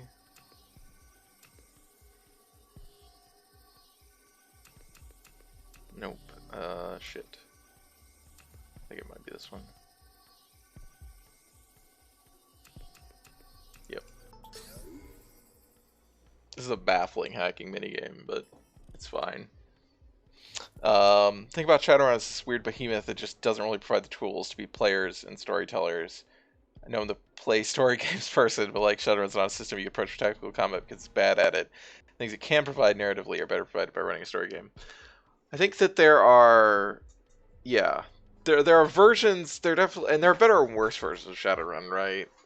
Like most people at least encountered Shadowrun version 5, which I think is the last version, is worse than Shadowrun version 4, which seems like the thing that people actually play, at least as far as I have seen. But I know that they have, yeah, it's.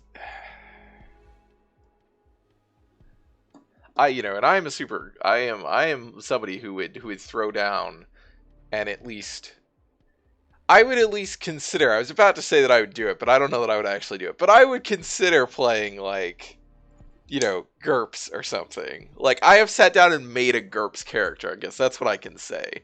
I am totally there for, the most mechanical game you can fucking throw down. I am ready to get excited at least briefly about it. I don't know if I would stick with it for some of those, but I would try. Let's get this data store. Oh, you have played GURPS. Well, good. I wanted to play GURPS. Like I said, I've made characters for it. We just didn't actually end up doing it, but I was curious.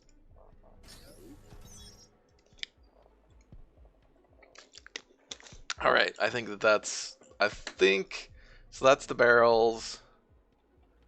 Yeah, that looks like this is the whole thing. Okay, now we can just jack out. So we're good. We don't have to go back out. So we unlocked an elevator door. I don't know what that does. What does the elevator door do for us? I mean...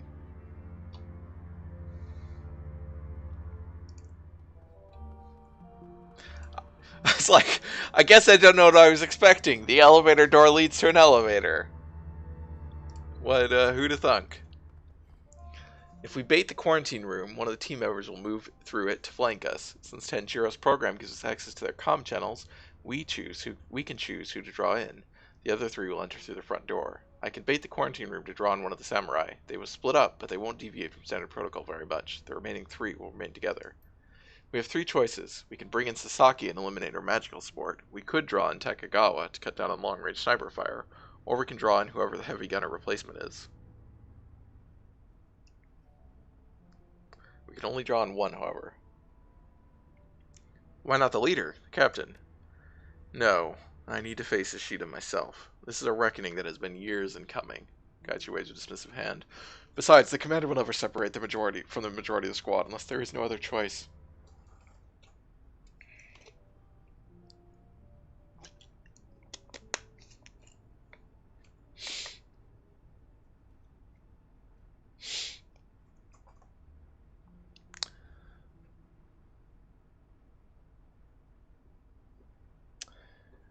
Yeah, I mean, I don't even really particularly like Shadowrun as a setting. I'm not super actually into. I'm into these games because I think they're at least, well, one, I like turn-based RPG, tactical squad combat. And I think Dragonfall and Hong Kong are well written for the most part. Um, I like elves, but they have to pay rent. See, I don't give a shit about fantasy races. Like, if this game didn't have any of that shit, it really wouldn't change anything for me. I mean, the magic kind of adds something. It does add an interesting wrinkle, but it, like, almost never, they don't really do a lot with it for the most part. The fact that in Dragonfall you're hunting a dragon is cool, I guess, but, like, eh.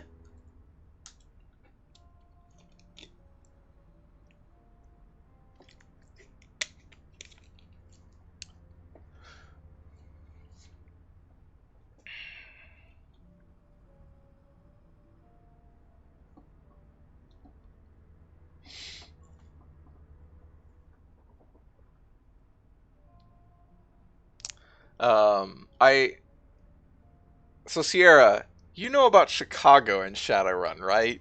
We were talking about this on a stream recently with Mary because Mary didn't know about it and I had to explain it all to her. And I mean, aside from, how fucking wild that is, I really want like a video game or something set in like a stalker game basically in Shadowrun Chicago. So Chicago is where there was like an invasion of the astral bug spirits and the like what is left of the US government, the UCAS or whatever, um nuked Chicago, and one, it didn't work. Very importantly, it didn't work.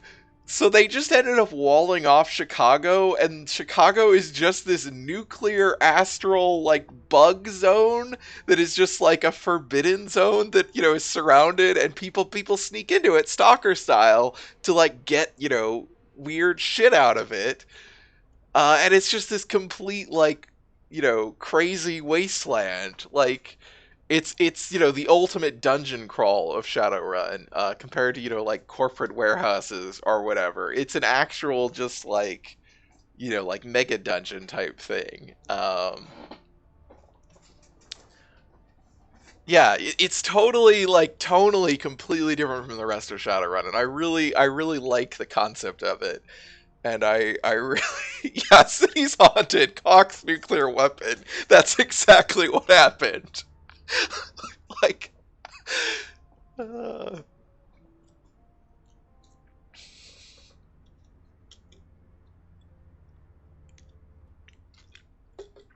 let's see.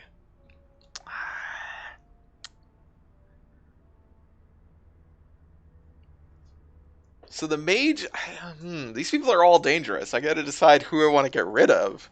These are all good choices, which is,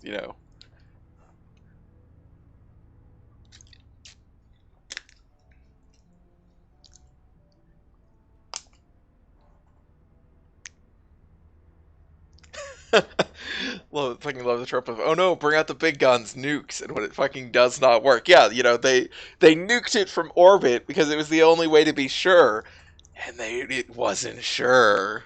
Um, but I think I just really like the idea, like I mean, I love Stalker, and the concept of Stalker, even more so in like the novel Roadside Picnic than the video games of like where in Roadside Picnic is a series of like vignettes about a guy who is a stalker who doesn't live in the zone. Like in Stalker in the video game, everybody these people seem to just live there. Whereas in Roadside Picnic, it's like you make expeditions into the zone, and they're people they have to cross the border every time and get past the military patrols. They're like you know uh, coyotes without all of the problems of coyotes, and then they're having these weird experiences, and then they're going back, and like he has a home life, like he has a wife, he has a kid who turns into a monkey because uh shit goes bad, and it's really sad. uh, Roadside Picnic is really good, by the way.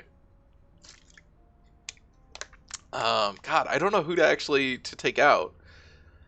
I feel like we take out maybe the heavy guy, not because he's gonna deal more damage than the others, but because he's gonna be the hardest to kill.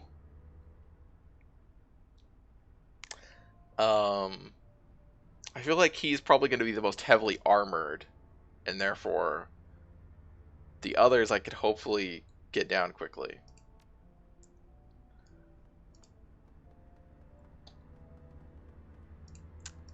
But we can also go check out the basement, which we need to do. Let's go check out what's in the basement. Burp! So we moved some barrels down here. Oh, there's an item. Medical supplies. Great. Yeah, I'll take an advanced medkit. Gobbet. I say this as a sorcerer in spirit. Absolutely fuck any and all wizards. Just absolute assholes, the lot of them.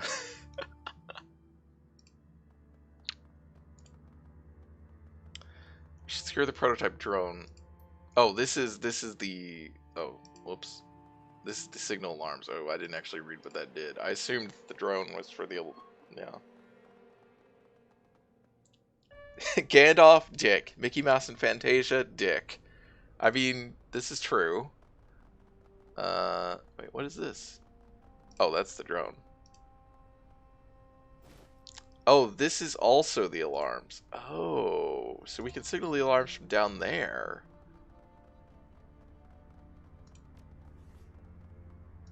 Well, that's interesting. What does it do? What does doing it from down here do? Well, I guess we have these barrels out here. So if they come in through here, we could just blow up the fucking barrels. Okay, yeah. Seems good.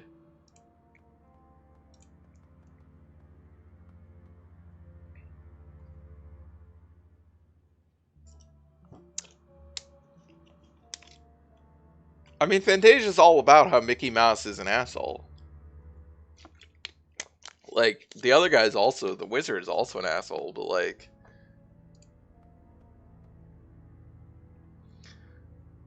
Alright, Gaichu. Your friends are inbound.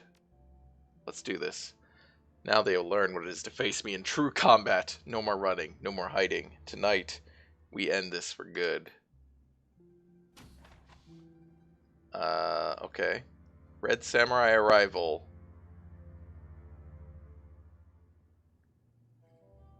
Well, we do not have any full cover down here. That's true. But we have all these barrels, which seems good.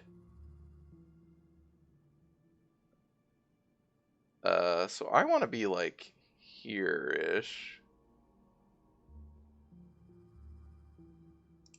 I guess I'll be there. Duncan, you want to be here. Gaichu, you want to be there. And Gobbet, you want to be over here.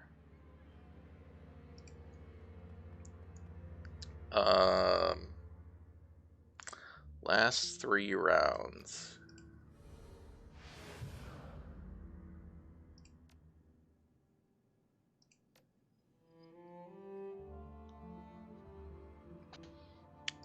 See, I don't know if you were... Oh, I actually meant to do that on Gaichu. I don't know if you were here on one of the previous streams where I discovered this, but... So aim, for example, doesn't stack with other aim spells. Makes sense. Haste? Haste stacks with itself. And I didn't know this for a long time, because I assumed haste would not stack with itself. Because obviously, that would be terrible. Why would you let haste stack? Because you need your sniper to have 5 actions. So that he just murders everyone. It's good.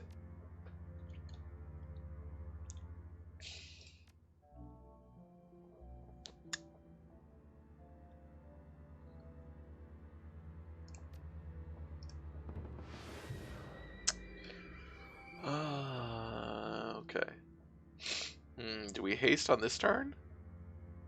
It only goes for 2 rounds. We'll haste next turn. Alright, they're coming in! Oh, dead. God, that's really good! That's all we see! We don't even see the rest of them! Amazing. Alright, oh, I'll be summoning that spirit. I can't Overwatch, but you can Overwatch. I don't think anyone else's Overwatches will even go off because they're too far away, but...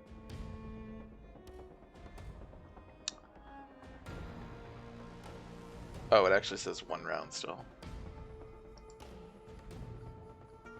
There it is. Wait,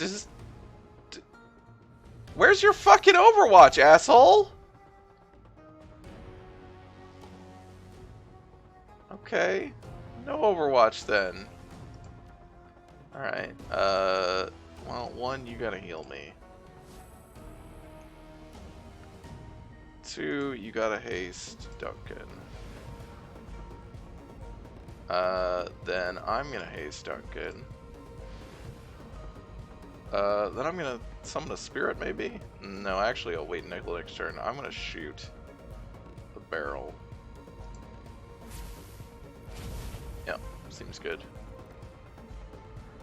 Gaichu, we'll get to you. Sasaki. Is this more of a... Nope, okay. We're in sniper range still. Nice. Not quite dead. Now you're dead. Oh, hi, Ishida. Wait, we're missing one. We're missing the sniper.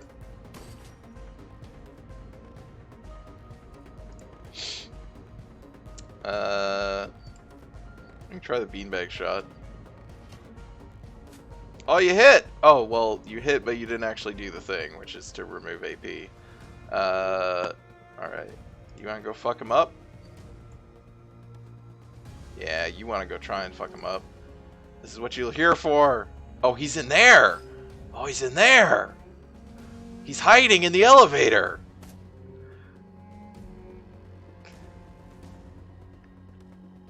Oh, I got healed by standing on the line, the ley line.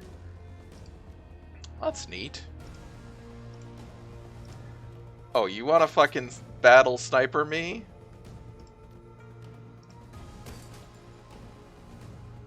Please do. Okay, well, we missed. We missed twice. Well, shit.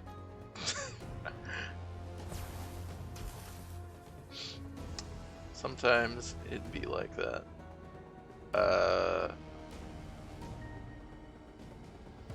This is gonna hit him. I don't know that I want to do that.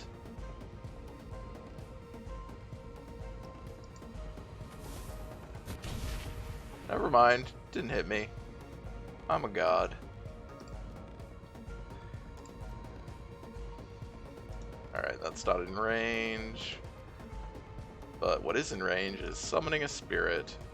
Oh, I didn't realize you had to run all the way out there to do it. That's fine though. Wanna punch this? Oh, you're a shooty spirit.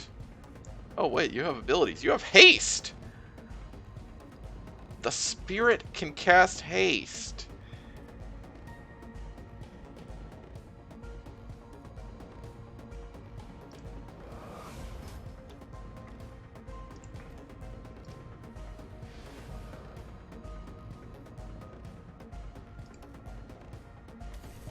Bye-bye. I mean, this looks like dangerous, but that's fine. It's fine. Yeah. Yeah!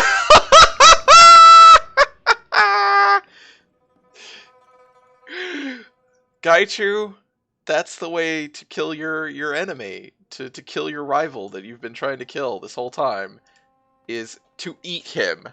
He just fucking chowed down. Oh, that's the way to do it. I guess we gotta go talk to him. He's not quite dead.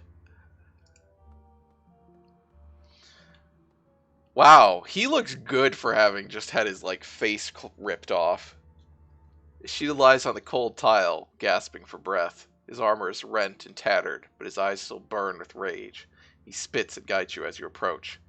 Gaichu, honorless cur, I regret the day I ever began teaching you. You're truly depraved to kill your own brothers rather than submit to what is right. Gaichu, yes, that is my name, as everything of my old life has been taken from me. Gaichu lifts the tip of his sword, placing it squarely on Ishida's chest. What is honor if it is built on a lie? What is duty if the dogma behind it is corrupt? Narrowing his eyes, the red samurai presses his chest upward into the blade so that it begins to gouge his armor.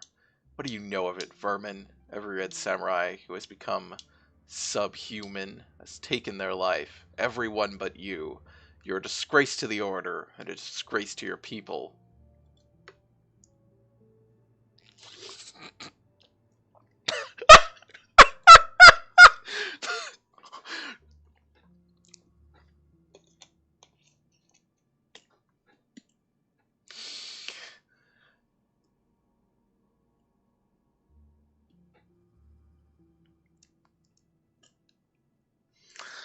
Right or wrong, he's the one that's going to walk away from this.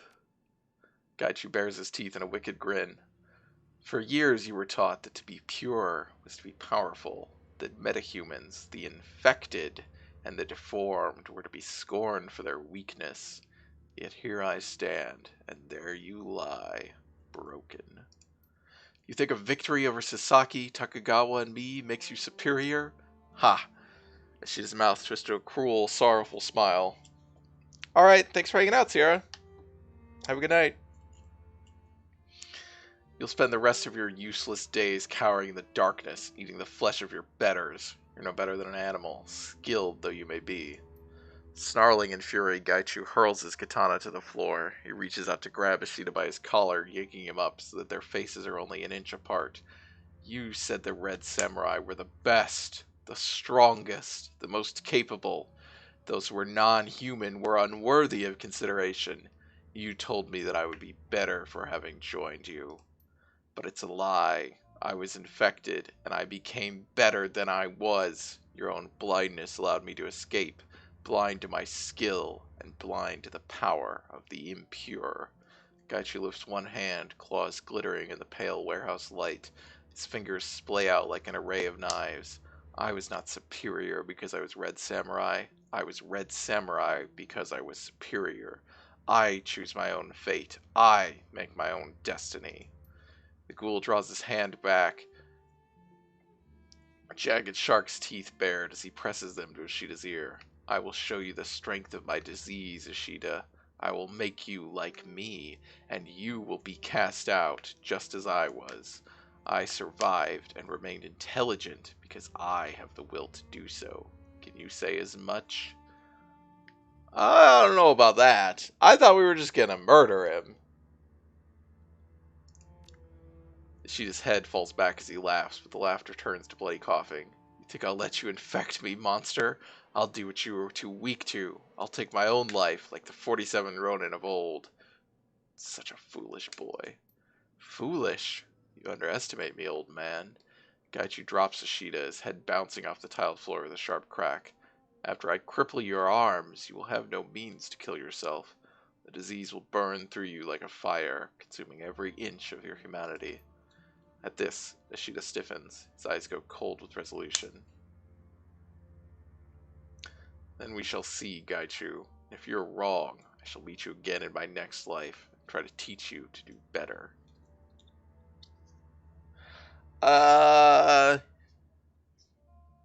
Yeah, I don't think we need to, like, torture him, Gaichu.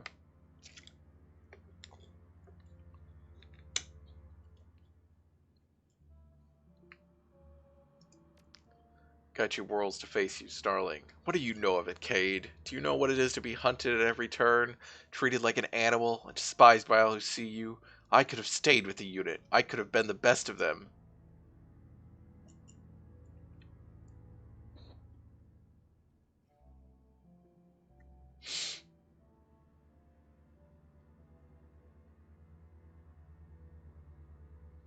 And if you do this to him, you'll be no better than he is. I am nothing like. Gaichi stops as Ishida begins laughing. Slowly the ghoul lowers his clawed hand, takes a deep, heavy breath. This is beyond revenge, isn't it? Kill him cleanly. Show him you're still a man. Am I, though? Am I really a man? I have gained new strength by embracing my nature. Why should tonight be any different? Why not show him exactly who and what I am?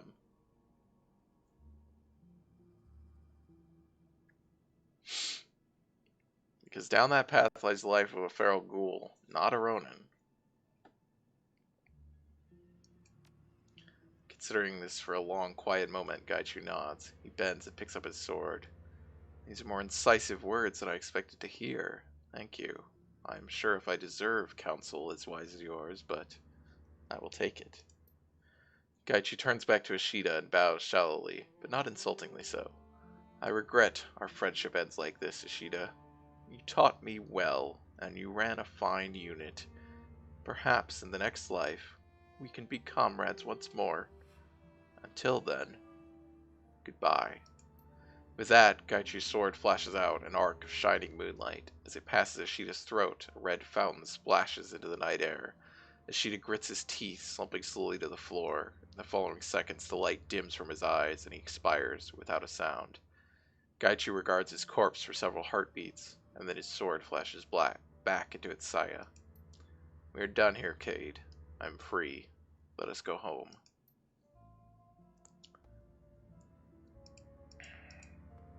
Alright! Well, that was pretty straightforward. I'm glad we fought down here. I think the barrels did a lot of damage. Oh, I gotta open the elevator door back up. I'm still laughing about that.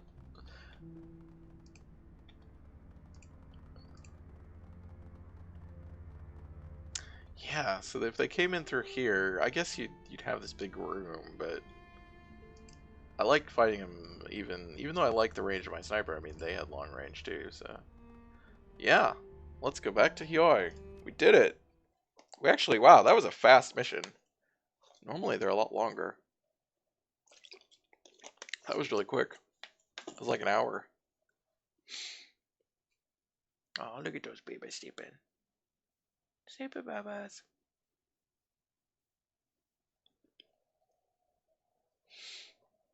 Yes, I see your deal.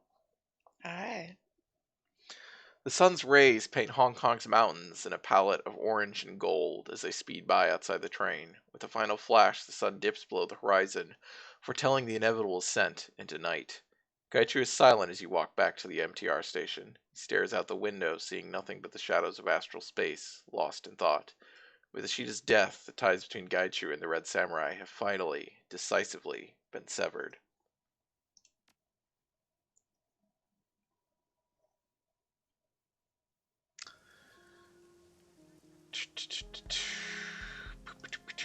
Let's go back to the base. Why is this, like, fogged? That's weird.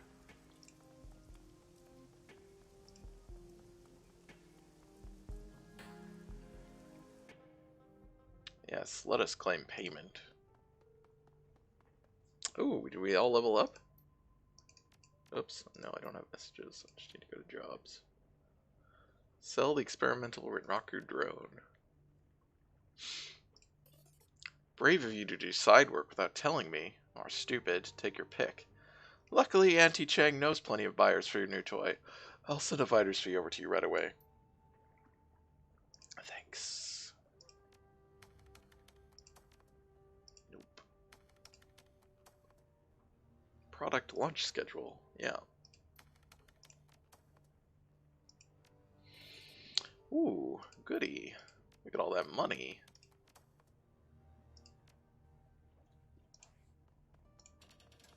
You don't have a sleeping time.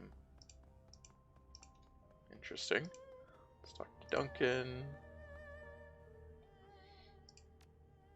I don't even know what to say about that, Cade. Remember when we were kids? We'd argue over who'd win in a fight? Halloweeners versus Temenis, the ghosts of Tyrangier versus Ares Firewatch. In our minds, the Rinraku Red Samurai always came out on top. Now we've taken out a squad of them.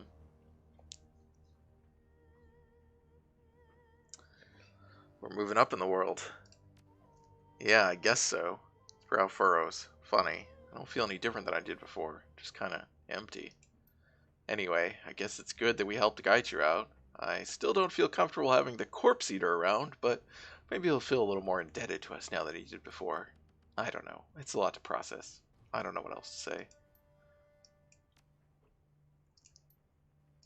Okay. Isabel's not going to have anything to say. You can talk to Gobbet, though. Any thoughts? I guess all that history with his old unit was really eating at Nibbles, huh?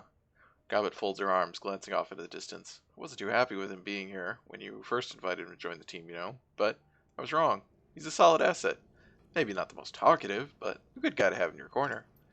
I'm glad he killed Ashita and didn't turn him into a ghoul. That would have been a colder fate than anybody deserves. Gobbet shudders. With Ashita dead, he's finally free. Maybe now he'll learn to lighten up a little, or at least crack a smile now and again. Hey, we had several small smiles out of him on that mission.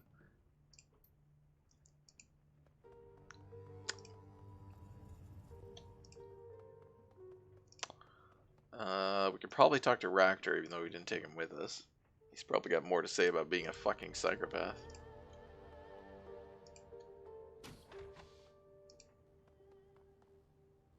The dim cabin's air is thick with the pungency of incense. A small, rudely constructed altar sits near Gaichu's box of memories. It consists of a wooden box, a few trinkets, and a bowl for burning incense. Gaichu himself is polishing his sword again. He runs a claw along the length of his blade, feeling and listening for nicks and dents. Good evening, Cade. Fine evening, isn't it? He puts the sword aside and smiles in your general direction. What can I do for you? I sort of assumed you'd want to talk about what happened with your team. Of course I have thoughts about it, but why would I burden you or anyone else with them? If you would like to talk about it, then we may, by all means. I am a private person by nature, however. This is why I did not seek you out to speak on it. No one seeks me out, to be fair. Of course I want to talk about it. You okay? Curious question. Am I alright? I, the one who survived, who has now shed his old life entirely, who no longer need worry about assassins on his heels? Yes, I am more than alright. I am free. Allow me to thank you again for interceding on Ashita's behalf. Gaichu bows very low, holding it for an almost uncomfortable amount of time. I'm pretty sure anyone bowing low to me would be uncomfortable for any amount of time. I had blinded myself to the possibility of ending his life without attempting to avenge my suffering upon him. I could not let him live, but I could forgive him for his blindness and arrogance. The ability to forgive is one of the hallmarks of humanity, and without that, I fear I would have embraced my inhuman nature a little too much. You guided me away from the darkness, and that is a debt I cannot easily repay. You're welcome. I stand by my friends. Gaichu nods sharply, smiling, and I stand by mine as well. I do not mean in any stereotypical Bushido says my sword is yours fashion either. In the shadows, your allies are your life, and you have proven to be the strongest ally I could ask for. It is only right that I return the favor.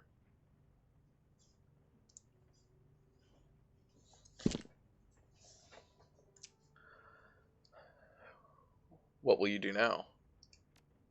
Gaichu recoils, expression one of rank incredulity. Surely you're joking with me. I will stay here, and aid you in your endeavors. I have no other life to turn to, nor anyone else to call friend. As you have aided me, so too will I aid you. The life in the shadows is the most free and open I have ever felt.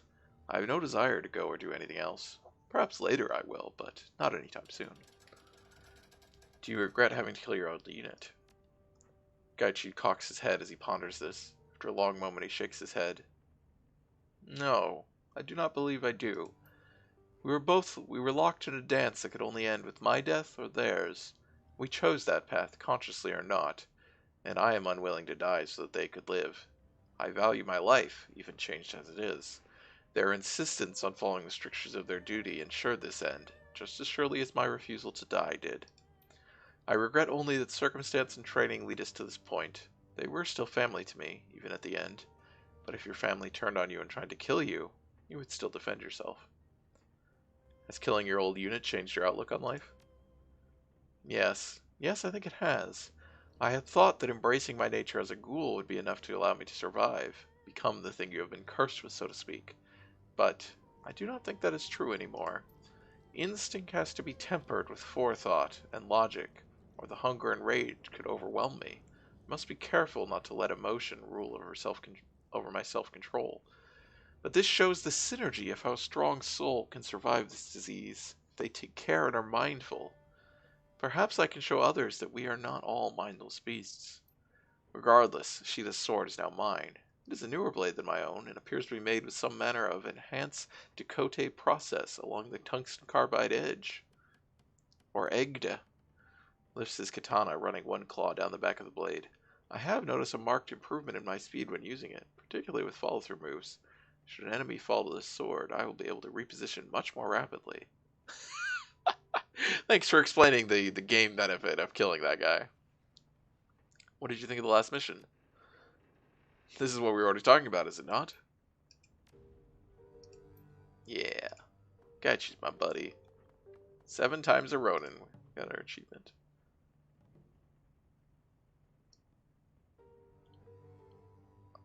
I'm pretty sure those are the same things.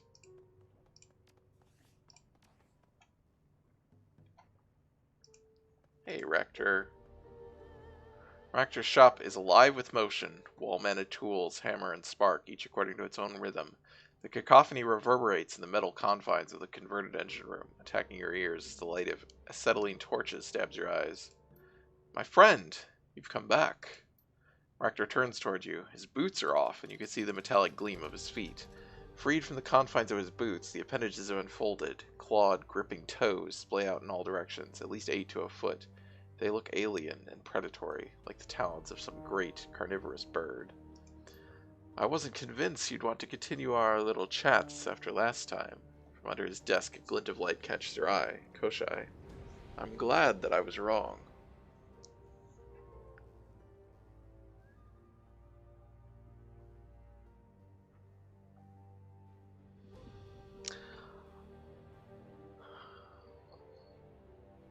I mean...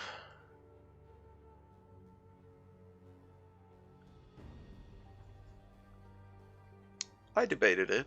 In the end, curiosity won out. Ah, as it should.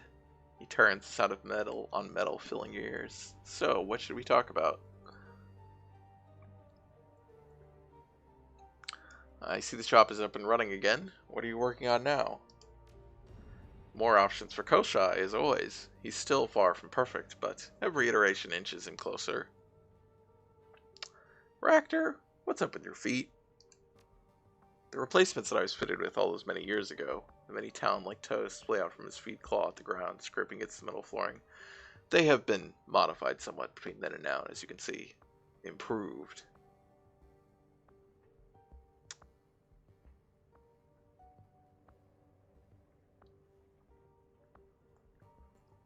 What animal did you base your redesign on? The claws were inspired by the harpy eagle, quite a majestic creature. A hunter of primates, you know. He smiles. The quantity was driven by artistic license. Impractical, perhaps, but they pleased me all the same. I have questions about something that you mentioned last time. Corner of his mouth lifts into a wry smile. Yes, I imagine you do. Go on, then. Ask away.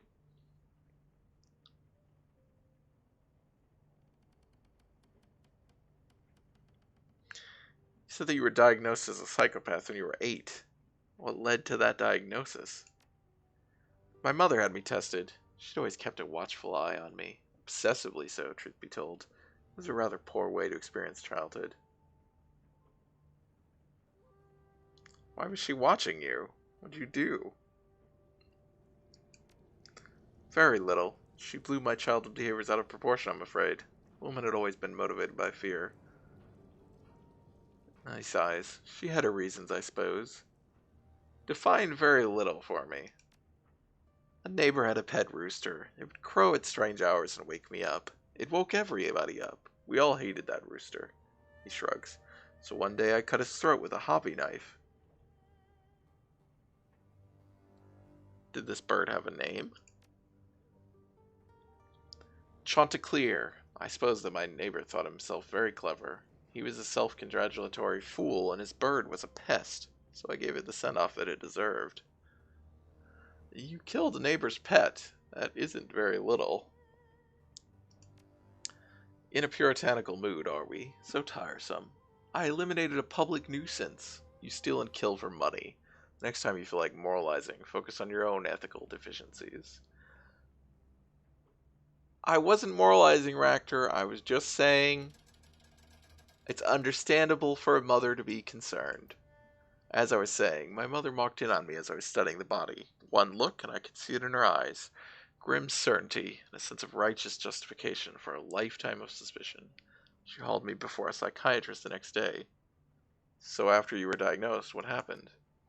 Shrugs. I learned what was expected of me. The doctor was very helpful in that regard. He offered false hope and placebos and false promises that he could cure me if my family met his price. And to me, he offered an escape. All that I had to do was play along, and my problems would be solved. It wasn't difficult to pretend that I had been cured. Once I understood the outward signs that my mother was looking for, I was able to ape them well enough. In time, my mother came around. So you lied. I mean, yeah, that's what he said.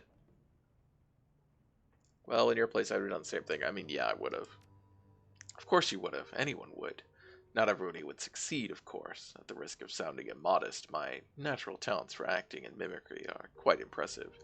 And I had an incentive to play my role well. My grandfather lived out his final days in Black Dolphin Prison. Do you know the place? No. Is it anything like a Supermax prison in the UCAS? In terms of conditions, it's far worse. Black Dolphin is one of the most appalling detainment facilities in Russia, and that is saying quite a lot. I was determined not to wind up trapped in such a place. I am not an animal to be caged. Ractor bends down and runs his fingers over Koshai's chassis. The drone stands motionless, the lens of its many optical sensors focused on you. In any case, there you have it. I'm glossing over many of the details, of course, but I'd rather not discuss my childhood any further. Instead, let us think to the future and to the promise that it holds. So, in your ideal future, people without empathy, morality, or humanity will replace the rest of us. That sound about right? Yes, people like me. Tell me, friend, how does that make you feel? What steers your gut reaction to the vision that I have shared with you? Doesn't make me feel much of anything. It's a pipe dream, Ractor. It's never gonna happen. He frowns knowingly. Of course it will, but you do not know, of course. You don't share our selective advantage. I suppose it stands to reason that you would put your head in the sand. It's a natural reaction, albeit a useless one. I promise you, my friend, if you move past your atavistic reaction, you will see how right this is. The Sixth World is no place for compassion. It is a predatory world, a world of monsters. Some of those came with the awakening, and others are of our own design. But they are there, and if we are to survive, we need to shed those weaknesses that prevent us from competing with them. I speak with the clarity of a man who is not a man in mind or body. The things that others refuse to see are plain to me as the light of day. I tell you, my friend, life is better this way. One day you will see for yourself, and you will thank me for what I have shared with you. He's such a fucker.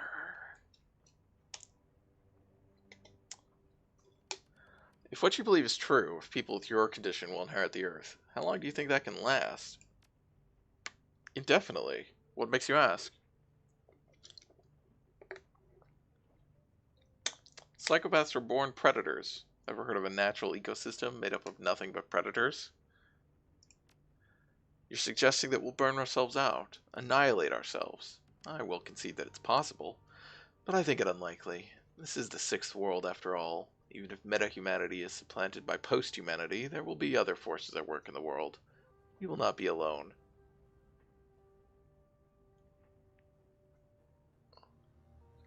Well, you'll probably share the world with machine intelligences. We're on the cusp of it already. He nods. Some even say that we have already seen true AI. I have a teammate back in Berlin who insisted as much, though I had little reason to believe her.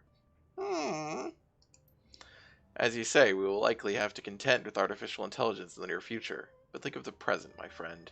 We are surrounded by non-human intelligences, spirits, paranormal beings, you name it. And in the future, that I foresee, you can add any metahuman holdovers that cling to their natural bodies to the list. And what would they be to you? Competition? Prey? That remains to be seen. But they would give my people something to rally against. Corner of his mouth tilts upward. The smile contains no warmth. I, for one, am looking forward to seeing how it all plays out. Aren't you? So where do we go from here? Forward, my friend. Always forward. Silently, Koschei studies you, its articulated pedipalps weaving hypnotically. You will join me, won't you? The future beckons both of us equally. Follow me, and I will guide you into a better tomorrow. I can think of nothing that would please me more.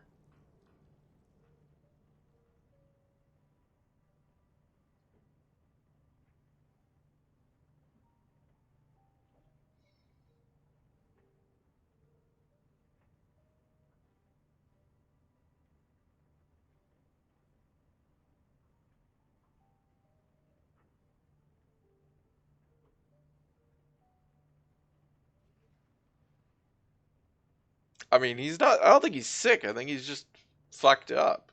I think he's just an asshole.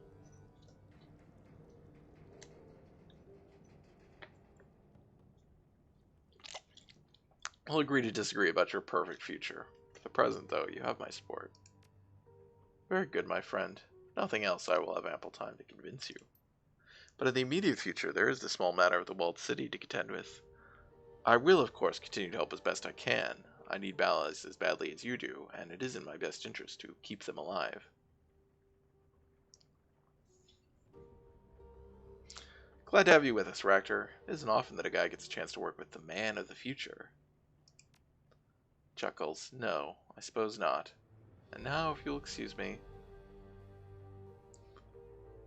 I know the drill. I'll show myself out. You see, you know me so well. It's as if we share a single mind.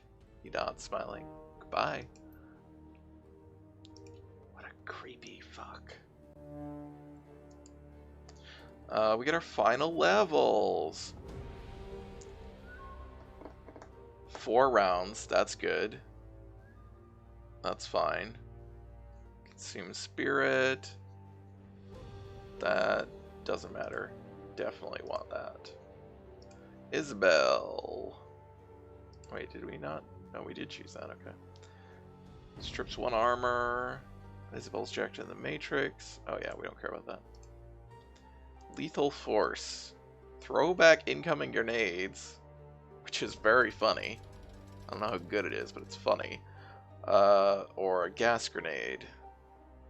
AP damage, which seems probably better. Whirlwind. Nope.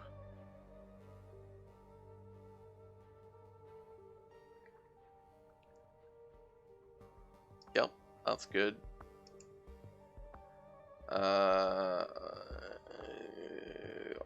Strips 4 armor or Ares heavy laser.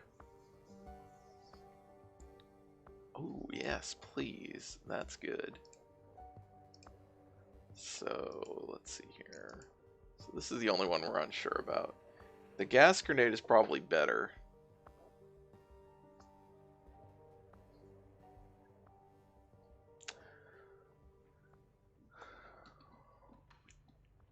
But throwing back grenades is situationally, you know, very powerful.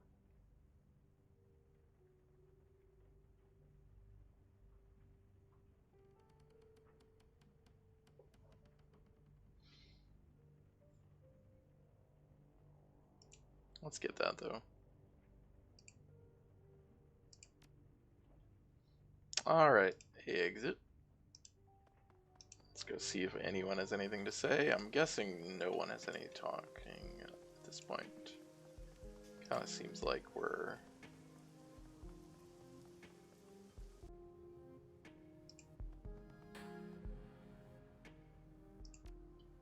well, I guess I can look at how much money I have. Maybe I can buy another spell.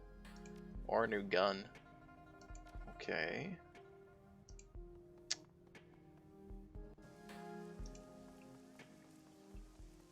I don't really get to use my spells very much. Like, honestly, a new gun is probably actually going to be worth more to me. Buying a new gun for Duncan. Especially a new sniper rifle. I could buy the new deck, but again, it's just not really that relevant.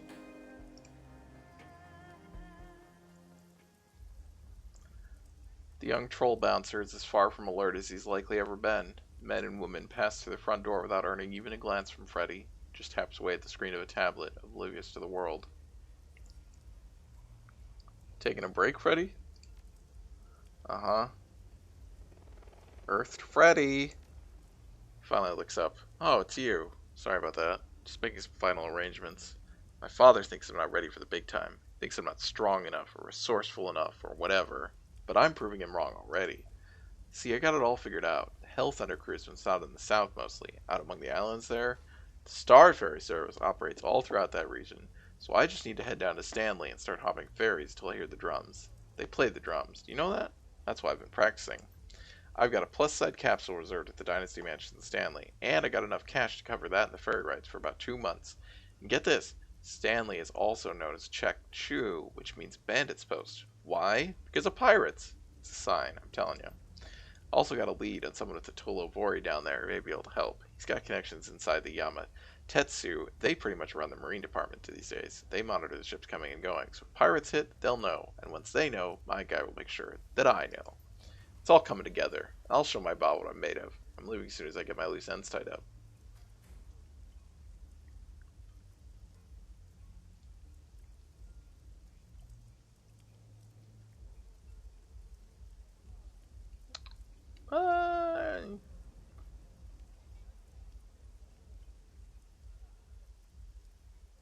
Not so sure about this, Freddy. What's not to be sure of? I've got it all figured out. I can find these guys, I know it. And what if they don't want to be found? But they're trolls like me, and they're pirates like my ba. Are you saying they might not take me? Or worse? Shit, now you got me all confused. I suppose I don't have to leave immediately. One more day to stew on it won't matter much. Just sleep on it, Freddy.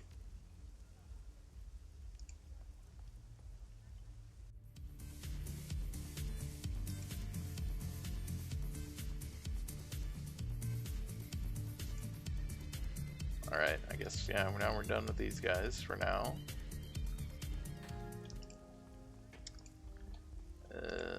Let's see, we could talk to Spider Shen.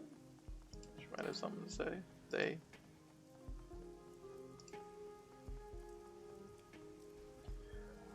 Shen nods in greeting as you approach. Good to see you, Cade. Okay. So, absence of that. Really wish Duncan got a smart link. Or whatever it is that lets him use a smart link gun.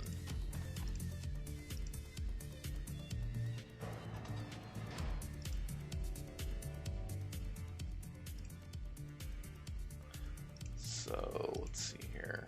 Wow.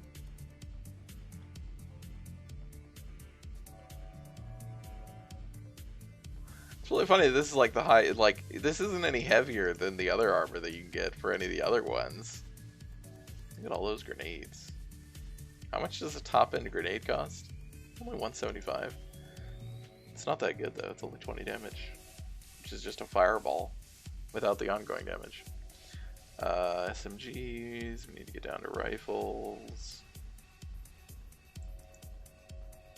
There's my rifle. Top line assault rifle. A minigun. Top line assault rifle. There we go. We want this. Question is, can Duncan actually use this? Does he have 8? I don't know. I assume so? Shot plus 1. One would think that he did, but I don't actually know, so I don't know if I have a way to tell.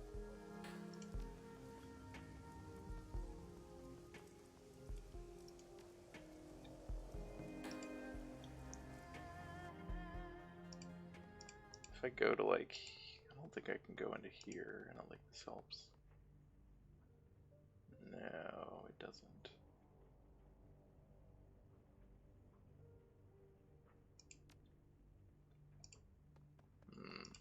It's very annoying. Okay, I guess we'll just have to save and try it out. Because I don't know that there's anything else I want to get.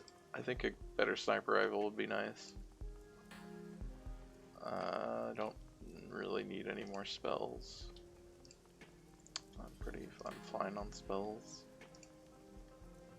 I mostly just haste Duncan and have Duncan murder things. So, let's make a save. And I don't really need the better deck because the deck doesn't really matter in this game. Oh, I guess I can go down here, that's right. I think I could go do this.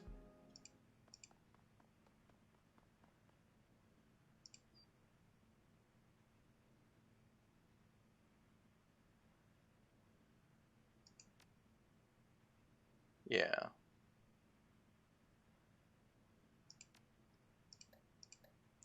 There we go. His ranged combat is only at 7. Ooh. And he's not going to get any more? His rifle is only at 5.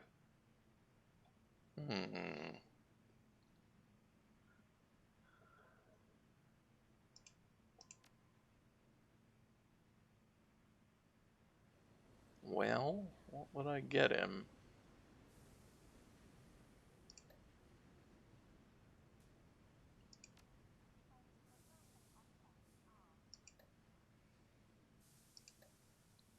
This katana only deals 6 damage? This katana sucks.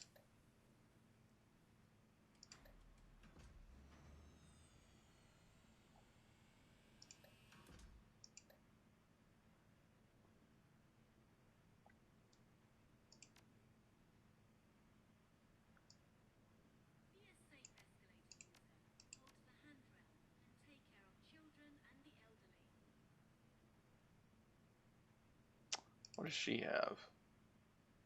She has conjuring and summoning. She has conjuring 6. I could look at spells for her, maybe.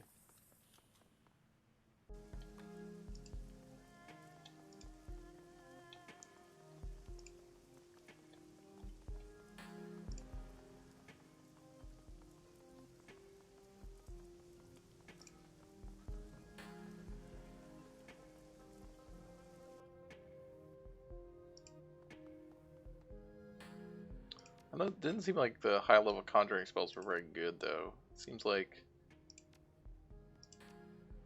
so there's haste 4, which is good. She only had conjuring 6 though.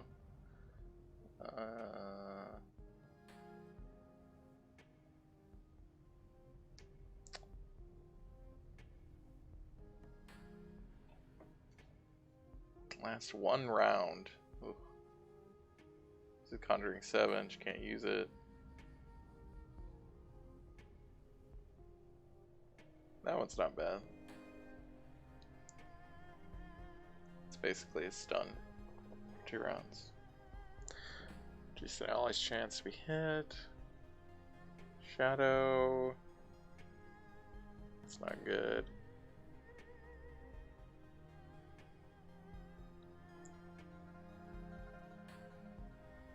What is my conjuring at? I would like haste 3 there. Because haste 2 is 3 rounds, so haste 3 is 4 rounds. That's a big difference.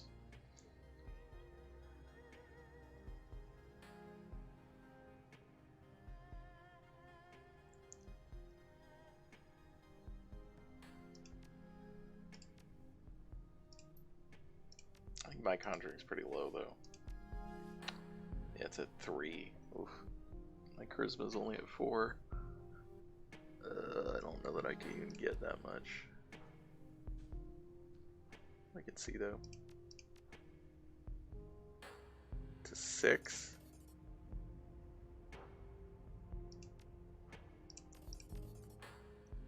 No, I cannot. so.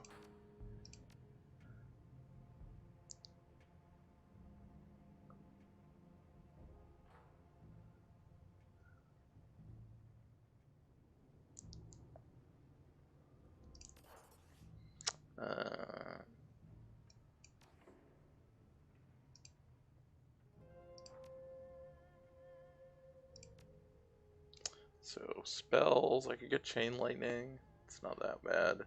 It's got a good quick cooldown. Ball Lightning is, and I just use Fireball. Flamethrower is nice. Just straight up 30 damage. You just got to be able to hit with it though.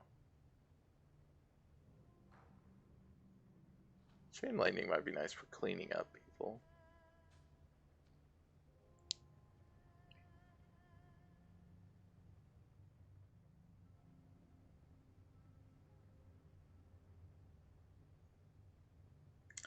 Yeah, I don't really get, like, Flamethrower 4 just seems way better than Monobolt 4. Like, it's twice as much damage. Yeah, this pierces 4 armor, but this has less cooldown, and how often, like, is 4 armor gonna reduce the damage? It's not gonna reduce the damage by half. It just seems bad. Oh, is it longer range? Doesn't say range here.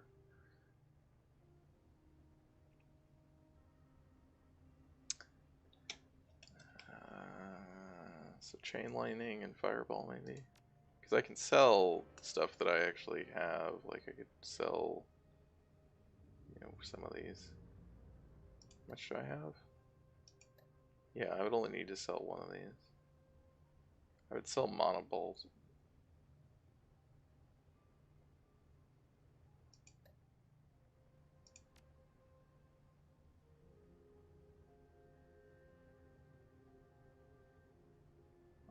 I don't know if there's anything else that I care about. Yeah.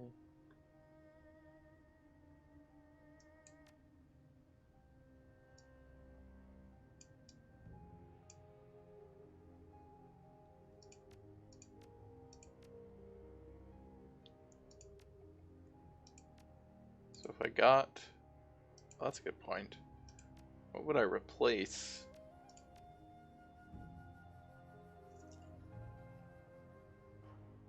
$30? Yeah, I would replace it with this. If I would sell, okay.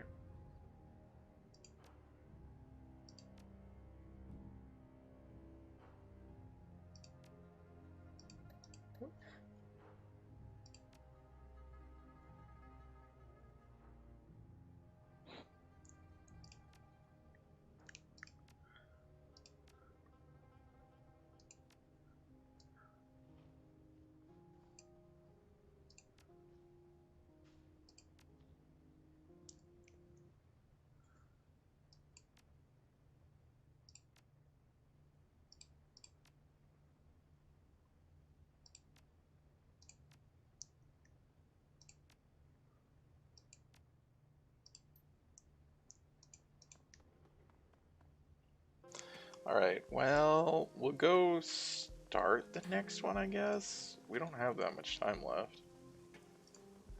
So what are my missions? Steal the data. Go kidnap Rooster Low. Those are the 2 missions that we have, and those are probably the last 2 missions before the ending. Let's go review what these missions actually are, because I don't fucking remember. Open the jobs directory, view all active jobs. Retrieval. Okay, research data. Okay.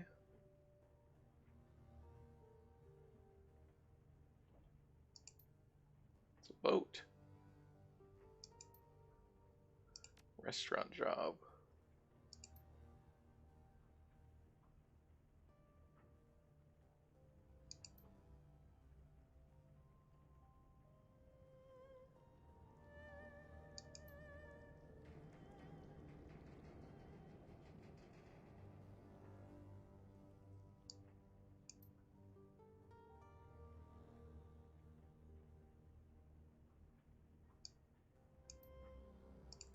Okay.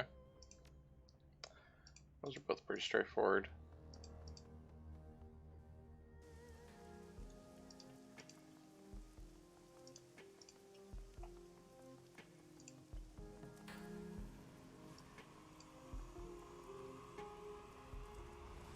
Hmm.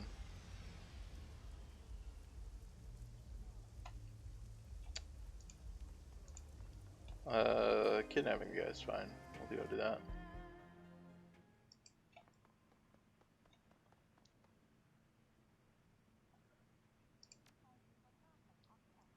Let's see here. Duncan, Orc. Gobbet. Let's see, who do we want?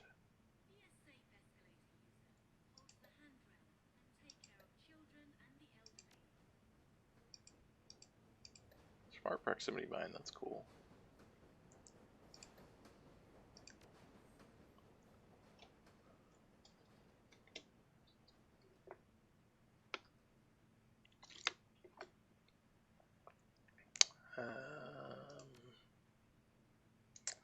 Gaichu?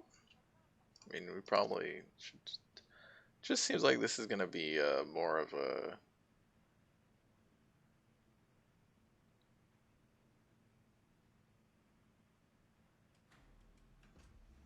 Uh,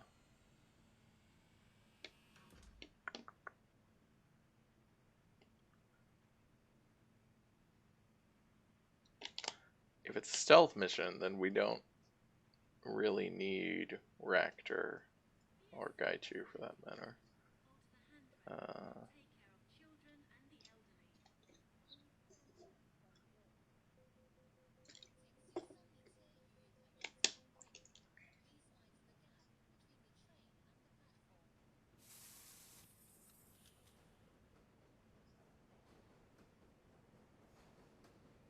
Let's take Isabel on a mission. We haven't taken her on a mission for a while. This is the original team.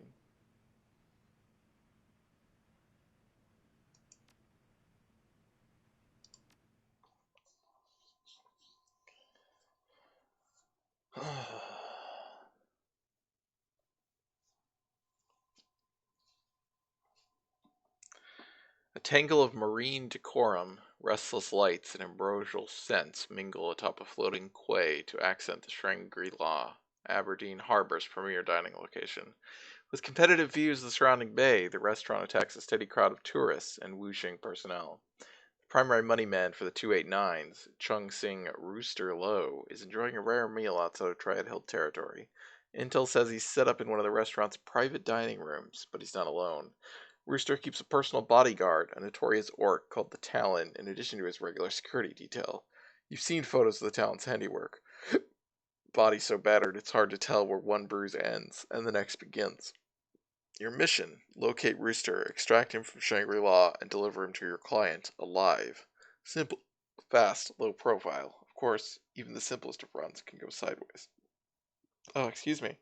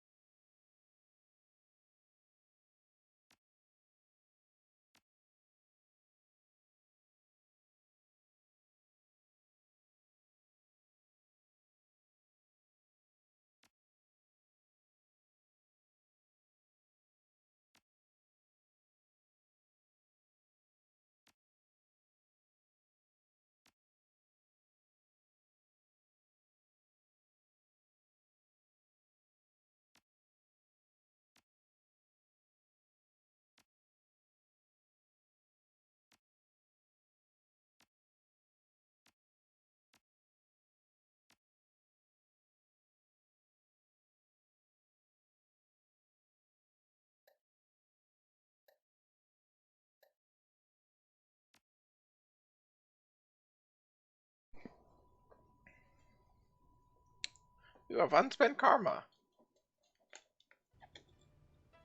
There it is.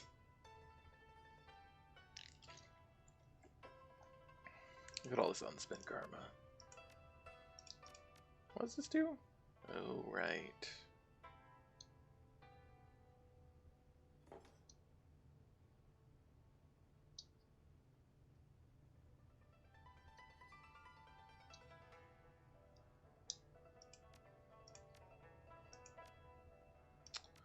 Oh yeah, where's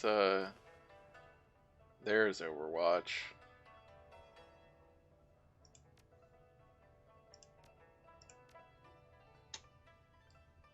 Is there a point to getting like more willpower? I mean, I guess it gets you up to this, but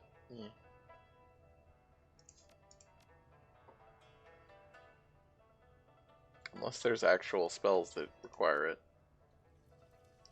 Seems unlikely though. Maybe we should get more charisma. Just because, like, what else is gonna be used for? I don't know though. Hello, security guard. How's it going?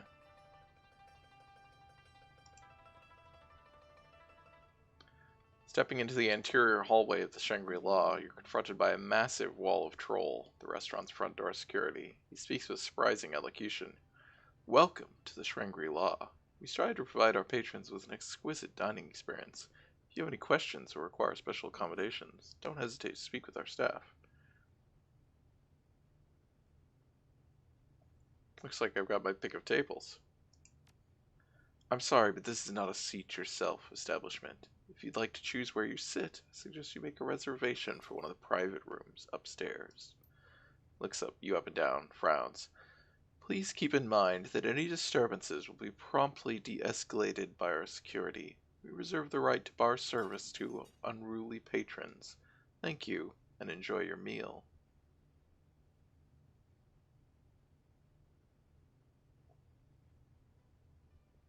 What security? I don't see any guards around. With a puff of his chest and a shake of his shoulders, the troll assumes a more aggressive posture. His face remains a mask of neutrality despite the obvious irritation in his voice. Wuxing prides itself on having world-class security personnel. You do well to remember that the best kind of security is often hidden from sight. Under her breath. Pretty hard not to see that guy. Wow, look at him move. The crab was truly amazing. I just wish I didn't have to wait an hour to get it.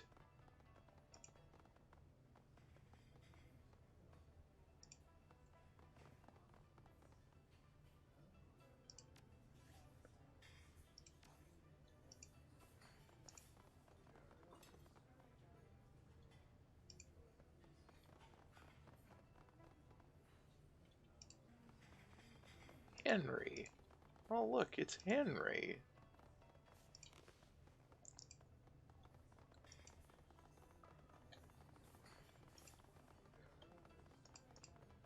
Let's talk to the waitress. A waitress swamped with orders is caught unaware by your approach. Oh, welcome to Shangri-La, ma'am. Our hostess will seat you as soon as she gets back. You're welcome to wait in the lounge. This will only take a second. Loud exhalation escapes through her nose, and her eyes dart toward the kitchen. She musters an empty smile and nods in false hospitality. Absolutely, ma'am. What is it you need? I'm looking for someone. Mr. Lowe? He has a reservation here tonight? Sorry, I'm not familiar with that name. I'll bet a hard-working waitress like yourself is good with faces. You'd certainly remember this man. He travels with a big orc. He's got a nasty scar on his cheek.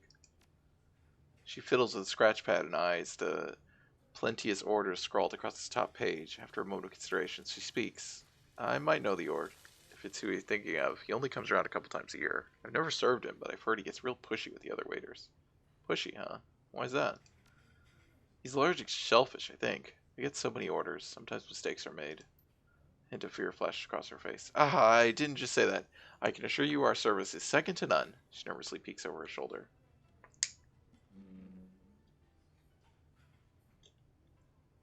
Tell me where my friend's eating, and I won't mention your little indiscretion to his soul. Ma'am, this is the Shangri-La. We have over 24 private dining rooms in addition to our main dining room floor. As I've already said, I serve out here. Your friend could be in any of our other rooms. Now, excuse me, I need to place these orders. Enjoy your meal. With that, she wheels around and marches toward the kitchen. Poison the Talon's food. Fuck yeah. Chatty customers always killing my tips. fun, huh? Let's go talk to Henry. Hey, Henry. What's up?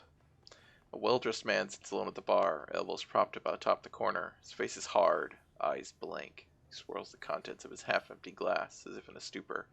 Between swollen eyes and whiskey double, it isn't hard to guess his mood. As you approach, he rubs his temples, graces you with a lazy sideways glance, mumbles under his breath. Yeah, not like I can dig myself any deeper. Rough day? Looks at you again through dull, bloodshot eyes, but his gaze drifts elsewhere before turning to his drink. Lost 2 contracts, missed a third, late for a meeting, publicly shamed by my coworker, all during the 9 to 5. New record as far as I can tell. Takes a long pull from the glass, exhales. At least I got that going for me. Coworker sounds like an asshole. How'd you get shamed? Negligence. My coworker took 2 of my contracts when they were in renewal. I'd overlooked them for a day or 2. Just a couple of days. Sighs and begins to sway, whether it's involuntary or to calm himself is uncertain, but his chair creaks loudly in protest. Anyway, he took my clients and made a fool of me. Been rubbing it in ever since. How'd you lose your contracts? Wish I knew. One of them was almost a done deal, but for some reason the client suddenly changed their tune. The contract slipped away before I could officially close it. The other 2 contracts were for ongoing clients. People I'd worked for years, but I somehow forgot about their annual renew date. A more diligent coworker picked them up. Got no credit for the long-term partnership with those clients. If anything, I now look worse for losing them, even though I brought them to Wuxing in the first place. Leans back and lets out a weary groan. His breath reeks of alcohol. Just who is this diligent coworker of yours? He nods his head toward the group at the end of the bar, an elf at its center. David. Laughs bitterly to himself, the motion drawn out and slugless. Props to him. My clients, they talk real big about networking and all that, right? They'd sell their own family to save a couple of new yen. You know the strange part? My clients have started ignoring me, even avoiding me. When they do respond to my inquiries, they're curt and dismissive. It's almost as if I've offended them somehow, but I haven't done anything at all. His voice cracks in frustration. Something's not right here. Henry lifts his shoulders in an exaggerated shrug and lets out a slow sigh. Maybe, maybe not. It's only an observation. What do I know? I'm just a rambling drunk.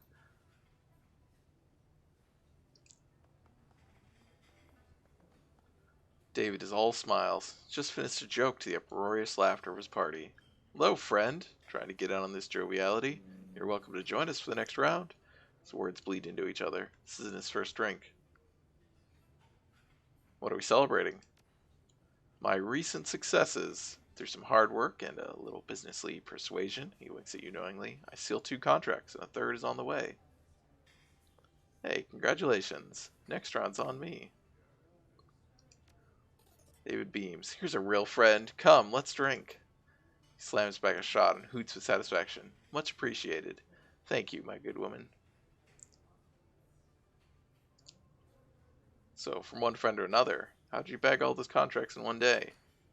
A fresh flush fills David's cheeks. He wobbles on the spot and grins at you. Wasn't too hard, truth be told. Someone did most of the work for me. You see that poor sod down there? Gestured to Henry. We just upgraded our security at work. A few nights ago, that fool left behind a note containing his new password.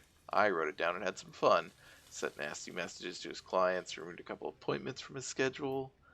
David tossed his hands in the air, spilling his drink. And boom! I'm employee of the month. All I had to do was some damage control. That man's clients? They're now mine. Wow, that's some twisted shit. You lack perspective. This is Hong Kong. This is Wuxing. This is business. You must be new here if you think this strange. Laughs. His posse joins in. Thanks for the drink, friend. Okay, these guys are right on the edge. Both blasted, one pissed off, the other, well, an asshole. One word and these guys will be thrown down. That happens loud enough. Security's bound to respond. Just a thought.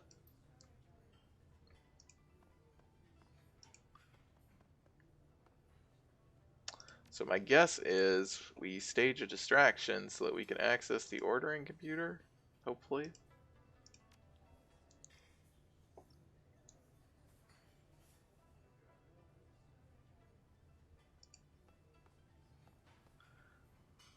Listen, that David Burke you mentioned, turns out he broke into your work terminal and sent your client some nasty messages in your name. Also, you should check your sent box.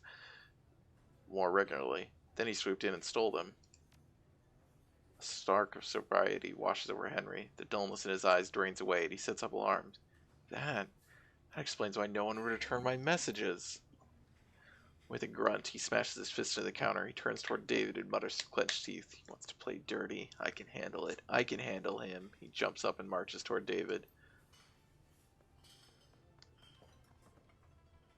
Henry and David stand inches from one another, both men wearing the fiercest expressions they can muster. Their hatred is almost palpable. How their confrontation will play out is unclear, but one thing is certain. You've got a great seat. Henry stabs a finger into David's chest and speaks in a low hiss.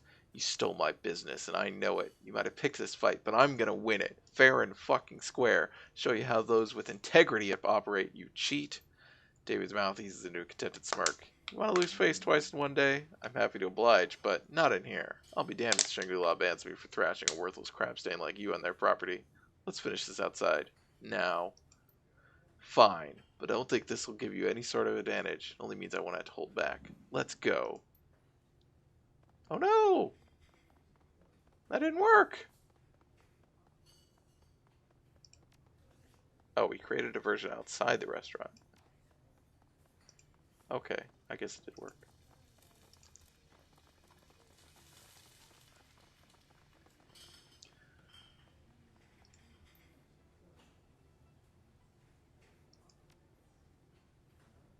Scroll to today's notes, run into the concerns regarding tonight's lack of security, and a couple of frustrated, curious guests wandering up to the second floor's private dining room. Check out manager's notice. Nothing but your typical wage slave directives in here. There are a few mentions of curtailing recreational activities in storage rooms and on outer decks. One can only infer the meaning of said activities. For the down note in red expressly warns special ghost on floor 2 should be served by approved waitstaff only, and if the guest's orders are botched again, there will be significant and widespread consequences. Floor 2, huh? Only a handful are for the upper floor's private dining rooms. One note on the second floor stands out. Floor 2, private room 3. There we go.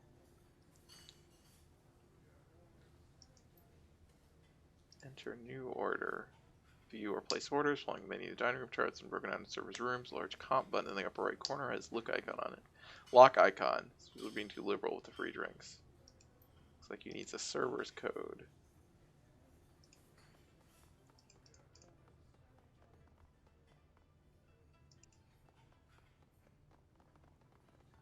The aroma of spices and sweat bombards your senses. As the cook moves through the kitchen, the scents churn in the water, some sharp, some sweet, some altogether unfamiliar, but all delicious. Chef barks orders to his assistant searing fish, then whirls around, muttering fervently to himself. He stops short once he notices you standing in his kitchen. Told them to need an extra server, not a hobo. Shoo! Gestures toward the door and returns to tasting an array of sauces.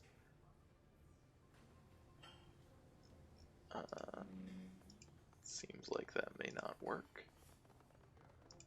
So we need a servers.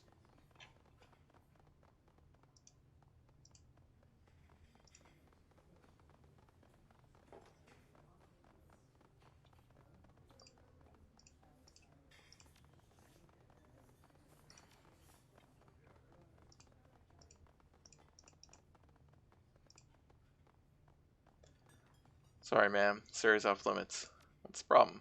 Security's got the area closed down to contain a situation on the docks. No docking allowed. This is the whooshing employee patio, reserved for whooshing customers and their guests. General public's not admitted. Widens his stance to emphasize his authority. Why don't you head back to your table? There's ample seating in the dining room. What if I ask nicely?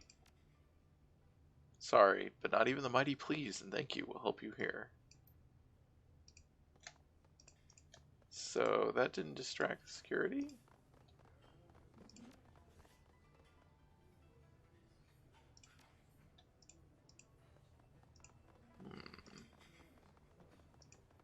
Going back in help?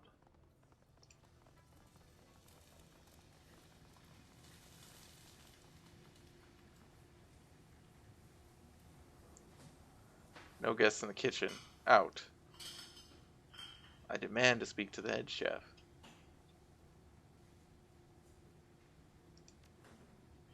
I'm head chef. Little time to cook my food, even less for conversation.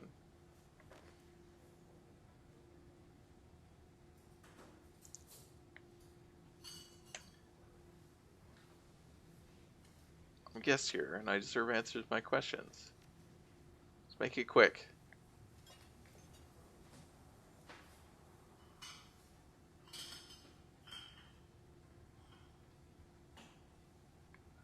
I don't think this is gonna work.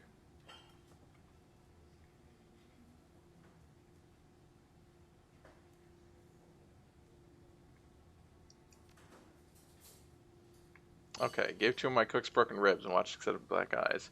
Now the work got a self-massage. He's always clean, not hounding us about. So he wasn't the top seafood restaurant in the sixth world.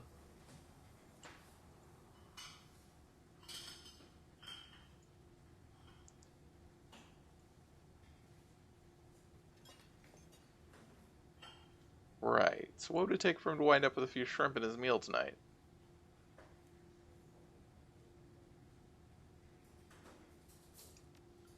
What? He balks at your suggestion. After a moment's recovery, he looks straight at you, nostrils flared. You can't possibly be saying what I think you are. You want me to poison a diner? You're deranged. I'm calling security. Haven't you noticed the lack of guards tonight? No doubt Wuxing's aware I'm here. It's if they want a certain someone out of the way. Are you going to disappoint them?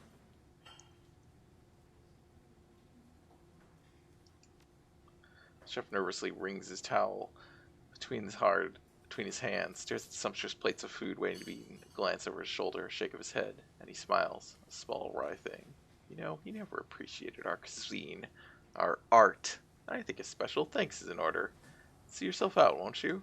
I really did not think that was going to go well. But we actually got an achievement, which is funny. Alright, so we have poisoned the food. Like, now we just wait.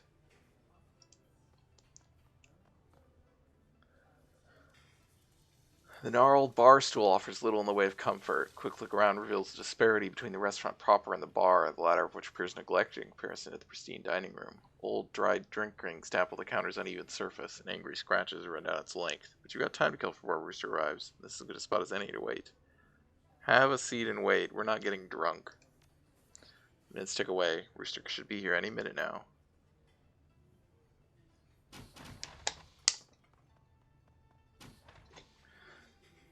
An alarmed waiter in a tousled uniform stumbles into the kitchen. Chef, we have a problem. A big problem. Cut the drama, Cork Mage. We're working here. Got a fight out in the front and a sick diner, and you're still in here glazing dumplings? Our second floor guest is pissed. Instead of security spewing up prawns, looking for someone to blame. Better brace yourself for a mouthful of fists.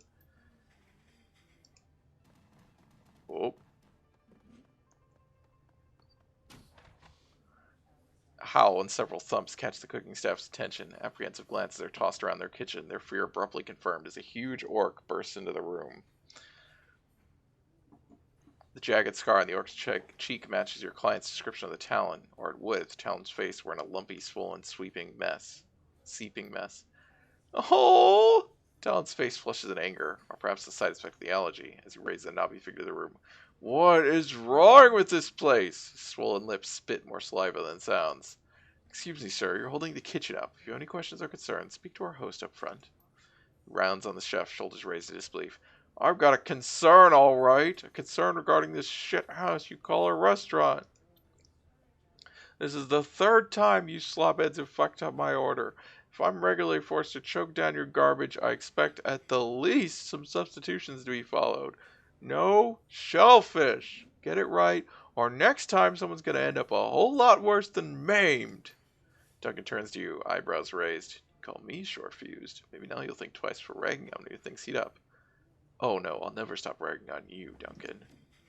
Hey, if Talon's down here, that means he's left the upstairs room unguarded. You're right, let's go while he's still distracted. Oh yeah. Yeah, you guys pay no attention.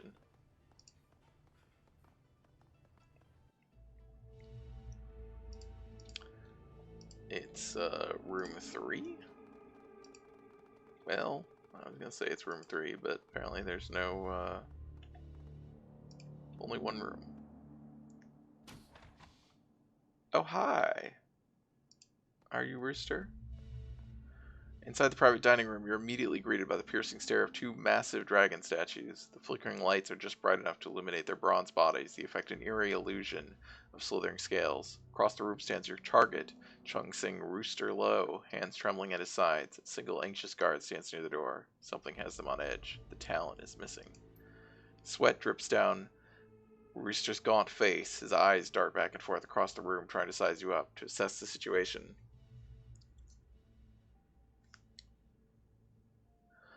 Without support, he appears nothing more than a trapped rooster who, without his talons, is defenseless. Ho ho! In an effort to invoke a sense of authority, he raises his voice. Who are you? What do you want?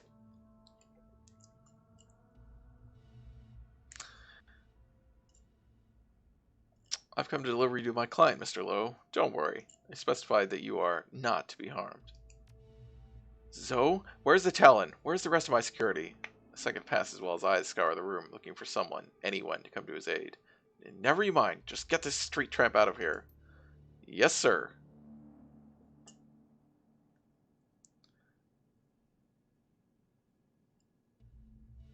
No talon, no backup, all alone. You must really like your boss. He glances at Rooster. Well, not exactly. No. He begins to slowly back toward the door. In fact, you can have him. Good boy. No combat. That's my kind of thing. Well, I mean, I do like combat sometimes, but... No, wait! Wait! Spare my life! I beg you, please! I already told you that I'm here to take you alive. Drops of spit spatter from his mouth, his desperation obvious. Stop that. I'm here to take you alive. Don't make me change my mind. Listen, Seattle, we may have Rooster, but these stiffs are probably just a handful of his guards. He could have more downstairs. We can't leave the same way we came in. If we're going to get out of here in one piece, we need to find a new exit road fast. I'm betting this chicken guy knows one. So how about it? Where's the door you used to discreetly make your way in here? Rooster's teeth are clattering inside his head. His frame shakes uncontrollably. The realization that he's at your mercy with no one left to defend him is setting in. How'd you get in here, Rooster? Tell me where your back teeth... How'd you get in here, Rooster? Rooster stammers incoherently for a moment, but his words catch up with him. It's just outside this room, to the right, but it's locked. And you have the key, don't you? He blinks confusedly, his shocked mind slowly processing your implication. Yes, I do. Reaches into his coat pocket and withdraws a small key. I'll take that.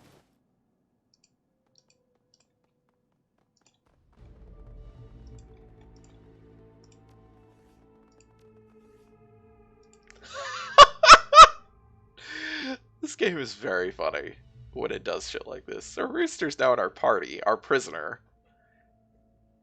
He's actually decent at ranged combat. Like, isn't 6 what, no, Duncan's at 7. Okay.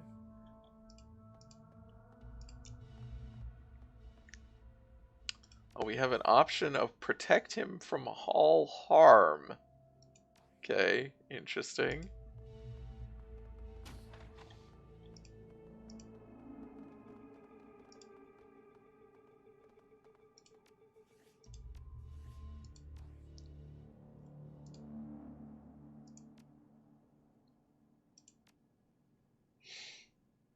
Hi, Inept Ninja Panda. Yeah, I thought it was very funny in the, what is the mission? The Ares mission, I think. The prototype laser, where you have the whole Shadowrunner party that you run into. And when they're following you, they are all in your list, and you can look at all of them.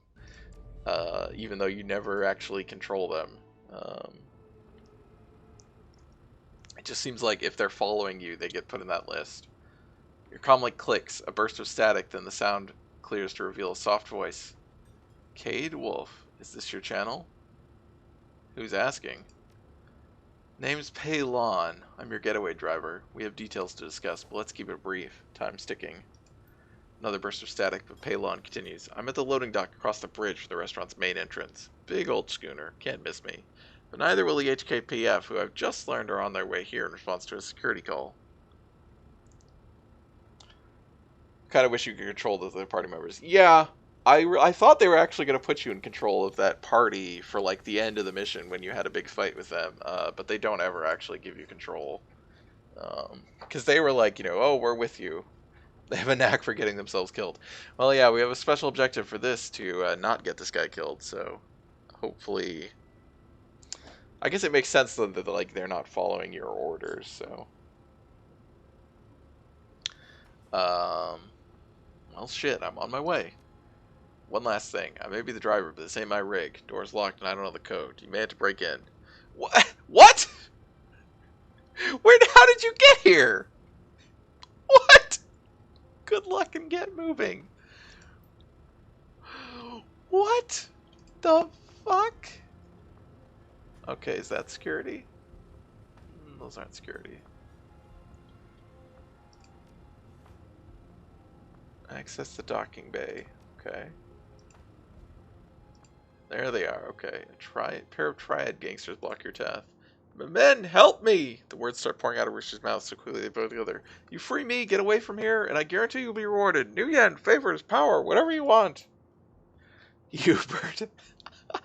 Two guards exchange a look and then turn back to Rooster, smiling. Actually, we are liking the position you're in now. You begging at our feet. The idea that maybe once you're gone, we can move up the chain. You know, Rocco here is plenty qualified to take your seat. In fact, we might as well make sure you don't make it out here alive. Rooster looks up at them, irate. His fury fizzles upon spotting the thug's various and ample gutlery. What?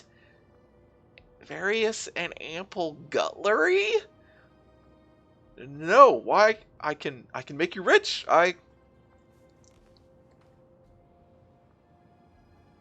Easy there. Let's not make this a scene. We go our way, you go yours. Gangster look you over. No ink, no suits. You one of them runners? Shit, a runner? Don't let her take off with Rooster. Reaches for his weapon. Get him! Okay, well, he better not get shot, like, immediately. Alright, good.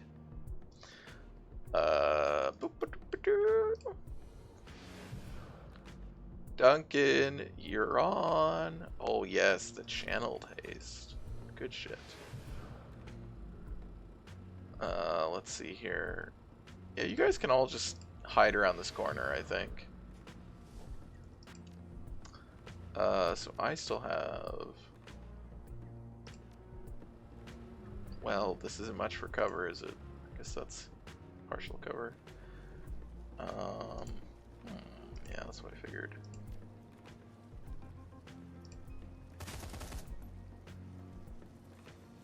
Wow. Alright, well, we're going to assume that someone else can finish that off, hopefully.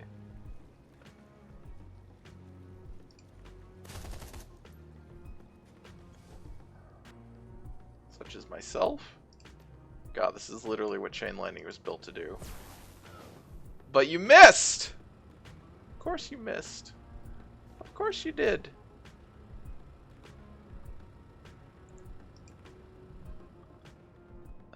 Do you have grenades? You don't have a grenade, you just have a mine.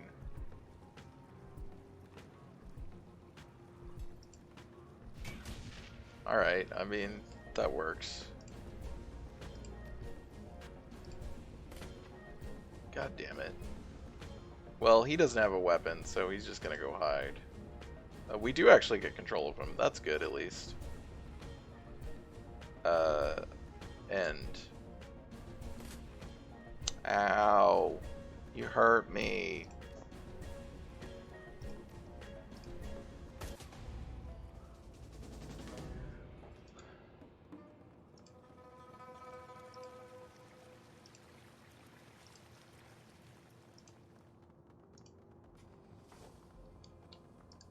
He has all those stats, but it's still useless. Yep, he doesn't have a gun. I mean, we're not going to give him a gun. We are kidnapping him.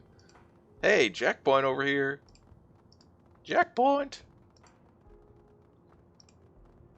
Okay, anything over here? No? Okay. Well, let's go jack in.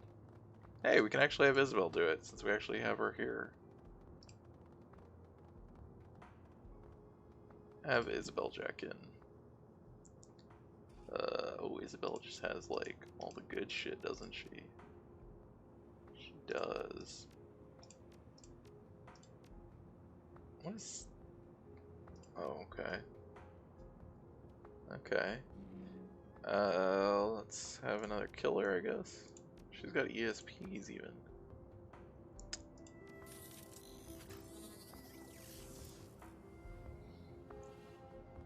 Oh! Oh!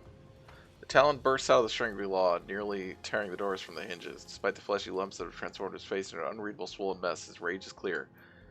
At the side of the Talon, you see Rooster's body relax. His voice cracks. Talon! I'm over here! I've got weapons trained on me. Can't move. Save me. We'll get out of here. Take this incident straight to the top. They'll herald our survival. Reward us! Through leaking eyes, the Talon homes in on Rooster. You little shit. Dragging me to this restaurant over and over, making me eat filth or watch your stuff, your goddamn face full of it. Now here you are, turned traitor and blink. Rooster is trembling with fear, or anger, or both. He raises a shaky finger and points at the Talon. You can't speak to me that way. You're beneath me. I'm still a red pole, and when the triad comes for me, I'll see you flayed for those words. Ah! The laugh punches the air. Talon's lips curve into a clumsy smile, eyes gleaming. You won't get shit from the 289s. In fact, if your new allies don't gut you, the triad will. Make sure you don't go squawking to anybody about high-level plans or secrets or whatever. A flea like you won't last the night. Rooster's fake bravado melts away. Eyes wide, he looks desperately around him, trapped like a mouse in a snake's coil. Enemies on each side. His voice is small, pleading. Talon, Johnny, please, please help me. It wasn't all bad, right? We had some good runs. You remember? Panic shakes him. I had no choice, Johnny. I was forced to surrender. But if you help me, get me out of here, I can see it to that you're rewarded, even promoted. How would you like that? Without hesitation, the Talon takes a step forward and spits on the ground. To hell with you, you spineless bit pusher. I'll bet you didn't even put up a fight. Just rolled over and played the captive. Coward. I'm gonna enjoy planting a bullet in your soft, worthless skull. These guys are really ready to murder this guy.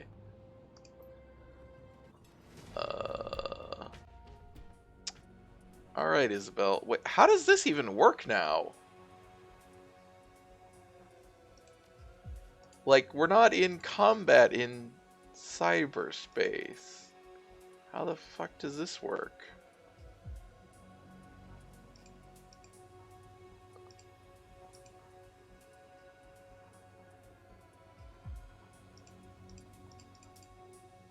Oh god. Didn't realize that's what that was doing. Alright, we're fine. No, I know how cyberspace works. I meant because we're in combat. I don't like the new system, actually. I have complained about it a lot. I hate the stealth hacking thing. But I'm like, we're in combat outside of cyberspace, so, like...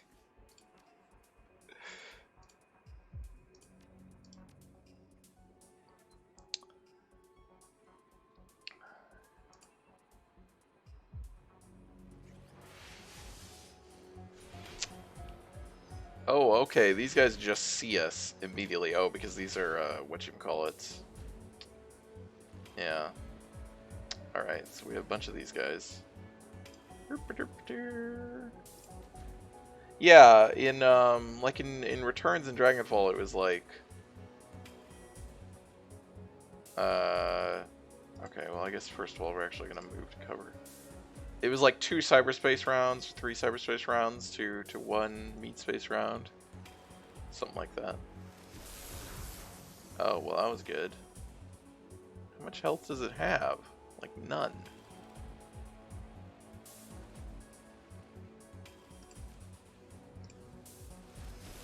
Good. Oh, the restaurant schedule. Is that even useful? That seems non-useful. Ouch, that hurt. I didn't... Why am I flanked from here? Did not realize that was going to be the case. Also, this thing's going to see me. So, that's an issue. Yeah, I assume the schedule is pay data. This thing's gonna see me when it comes around the corner, which is very annoying. Oh, Jesus. Really? I have to go over here, and I'm just gonna get hit real hard by this. Unless it miraculously misses me. That works. That doesn't work. Okay, there we go. We did go back into it. Okay. Alright.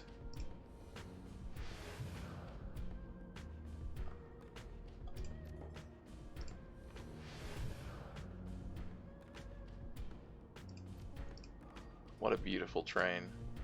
Wait, do you not have line of sight? Oh, you don't have line of sight because you're over here. Why are you over here? Okay. Like, really all you need to do is move right there, right? Which is very annoying. Yeah, you do. Alright, so I can't use... I was hoping to use the totem as well. The Talon, he has 70 HP. That's a lot of HP. Oh, she has 70 HP too. I guess he's got a lot of armor. Not really more than...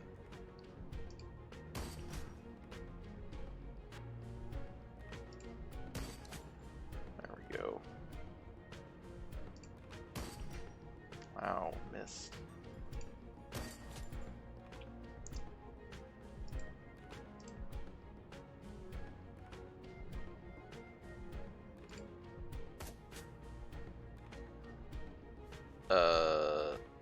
Can you please get out of there? Food poisoning! Oh, there's a bunch of guys. So where the doors just be locked? I'm confused about, like... Oh god, there's a lot of guys. Alright. Medic is still...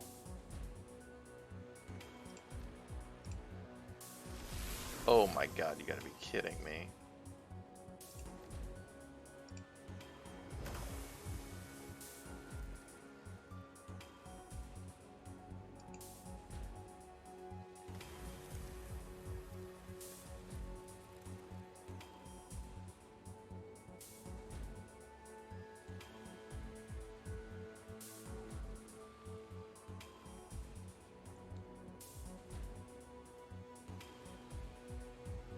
Oh, I guess we should use this.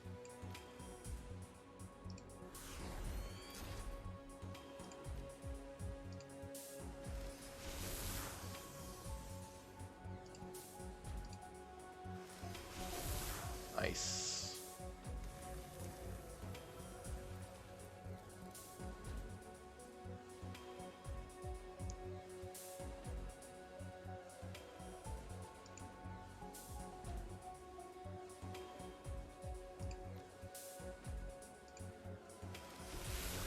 You missed the 95% shot. There we go.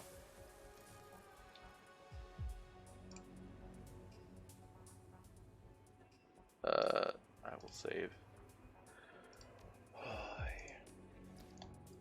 I remember if grenades bust up armor with this game, or it's just XCOM.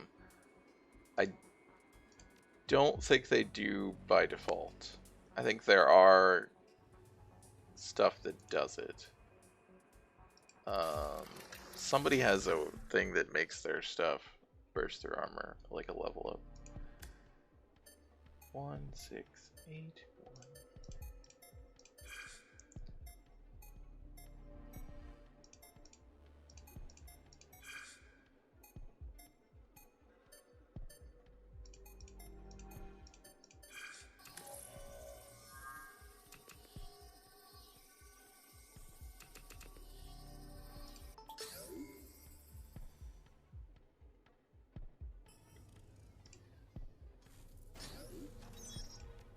That is pay data.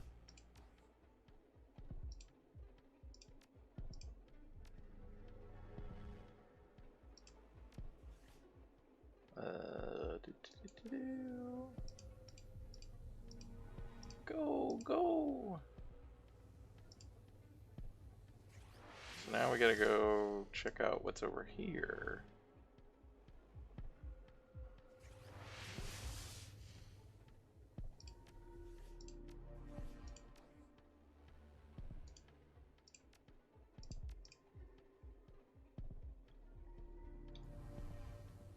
That's a lot of things. Oh, I didn't think that was coming this way.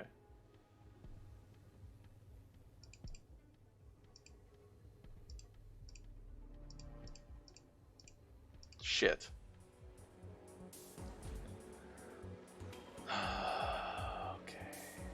Well, let's just try this right now. May have to reload.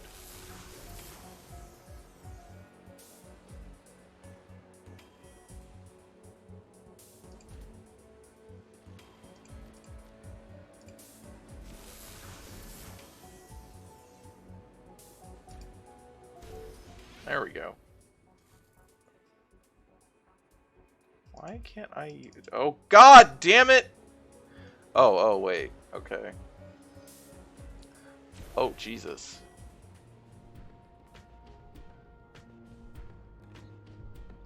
Oh, there's a spirit. That'd be useful.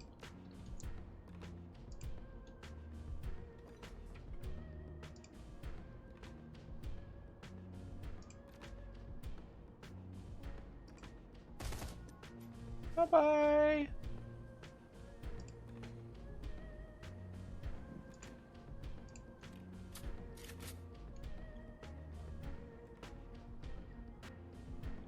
That person looks like they have a big gun.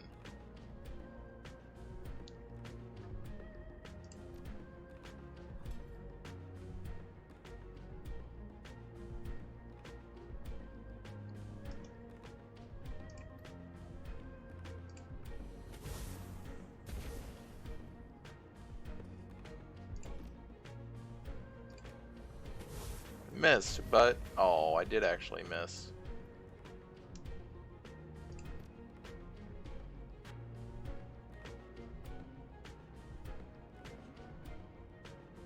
It's so hard to tell.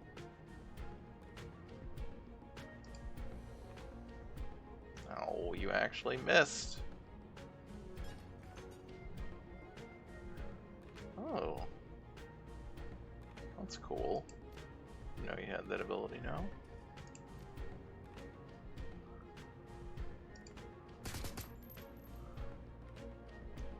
Can you just like hunker down, buddy? Really wish you could keep running back here and hide, but I guess this is gonna have to do.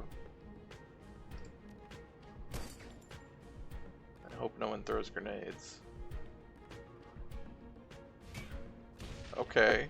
Yeah, that's what I thought. She looked like she had a bad weapon, but fortunately she missed. Very wildly. Oh, Jesus. Also a shotgun. This is all fine, though.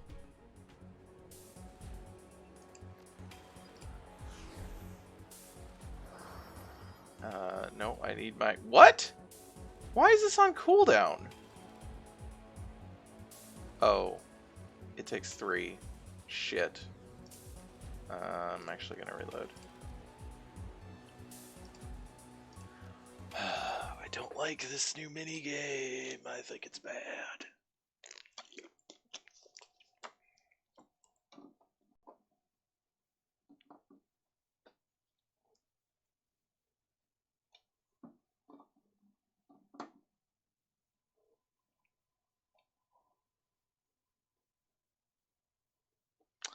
I don't like that you can't use abilities, like you can't use your healing. Your health persists, you don't get the healing at the end of a combat like you do in hack or like you do in regular combat when you're hacking. But you also can't use your healing, and your cooldowns sometimes change, but they sometimes stay on off cooldown or on cooldown. Also, I think like real-time stealth with bad movement controls is a bad idea. Intrinsically, it's pretty bad. Okay, so this guy actually turns and no, he goes that way. That guy turns and comes this way. I have like no idea how this is. Oh god. Okay. Well, almost made it. Wish you could arrow key the stealth part, yeah. Oh god. Holy fuck! It's... Yeah, and then shit like that happens.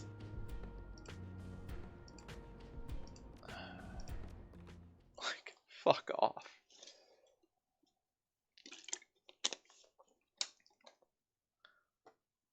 I really don't like this.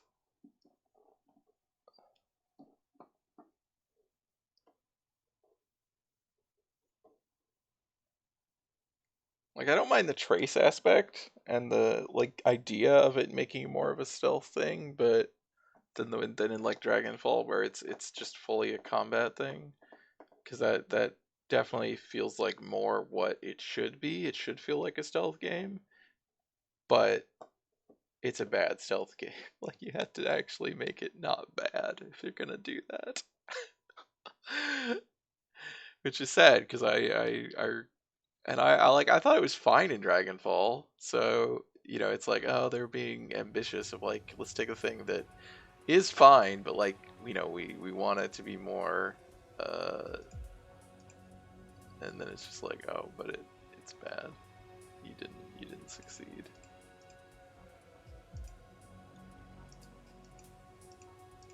See, yeah, we can't even. There's no. Just felt like extra combat. I mean, it was, but like, that's fine. That's a lot of what this game is.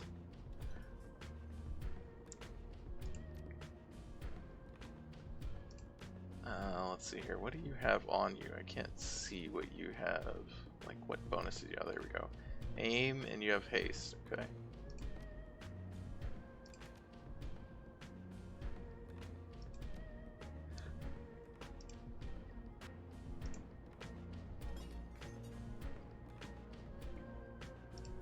Oh, I can use this now. There we go.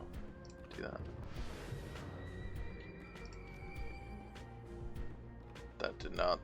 Am I not... Are you not in the area of effect? Well, you are. It just doesn't seem to be... Huh.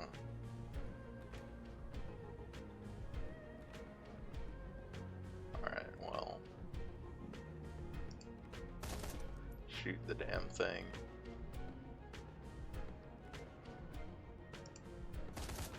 Oh, that's pretty good.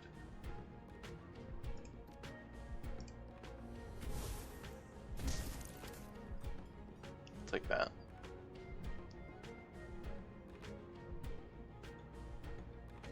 I don't know that you can hit anyone else.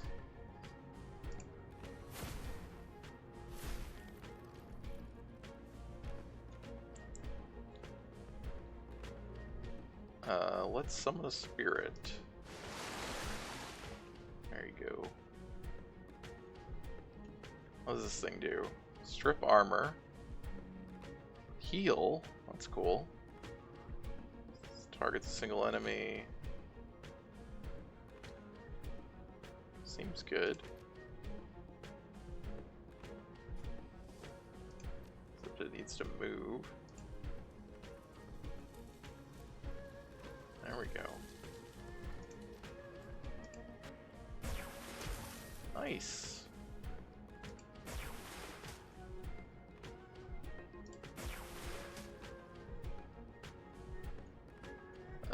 You can't see that guy.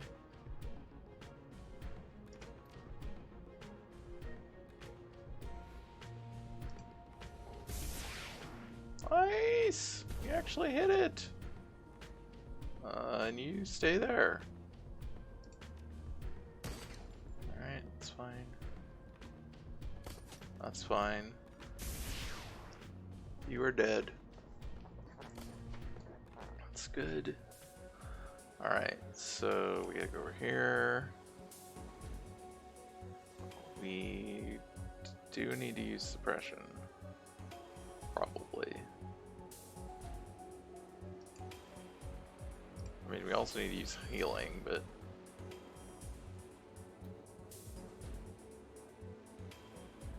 What? Plus 20? Oh, these are plus 20, that's right. Alright, so we really gotta kill this thing.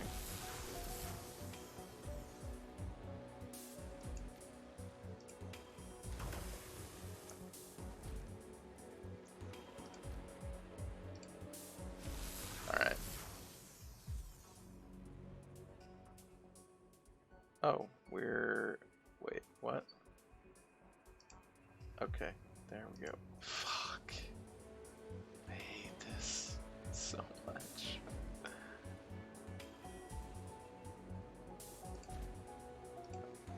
It's gonna be another plus 20 next round. Oh no, we actually killed it.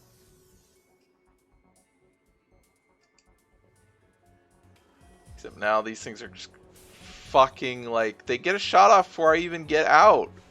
Oh my god, they both missed. Jesus. And we might actually still be fucked because this.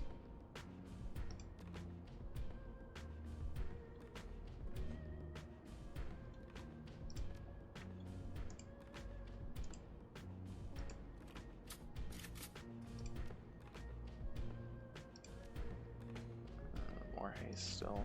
Okay.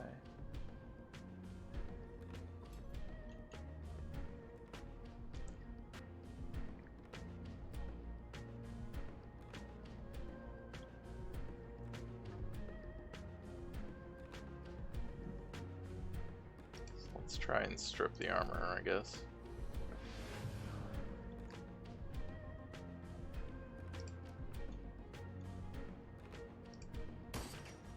Oh, come on, Duncan. Duncan! Alright. I want something.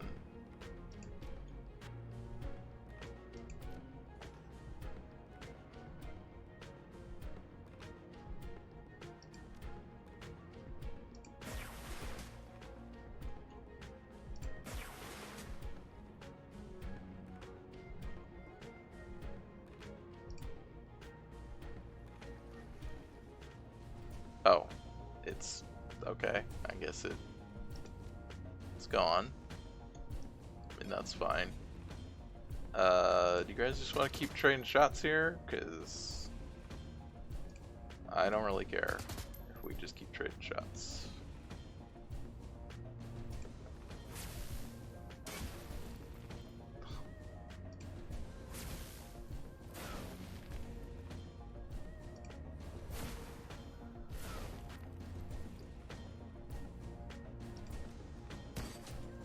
Ow. Okay. That hurt a little bit.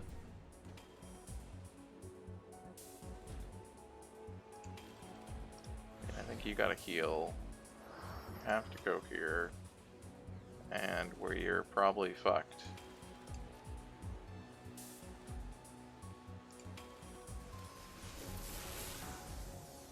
Yeah, especially when that happens.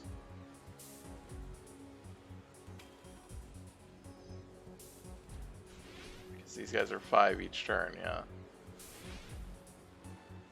There is nothing I can do. God, what a garbage.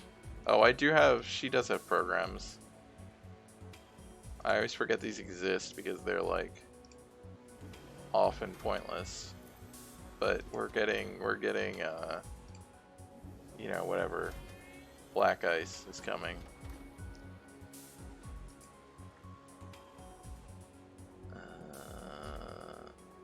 Okay.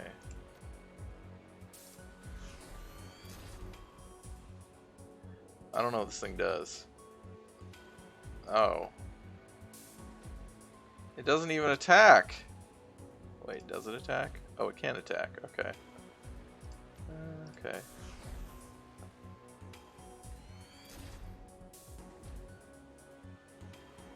Why can I not see the limit of... Okay, there we go. Wow, you only have 2 actions? Shitty programs.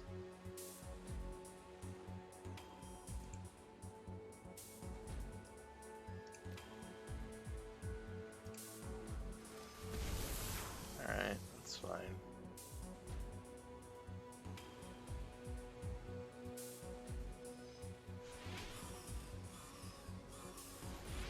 Yep, that's bad. Oh, well, it's not black ice, it's just white ice. It's just a bunch of white ice.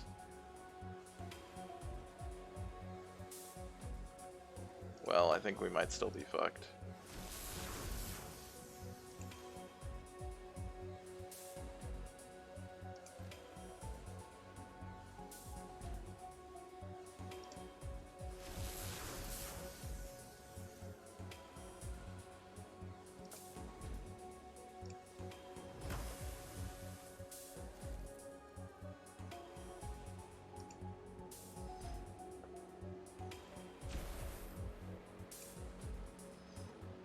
Maybe I should have hit this one.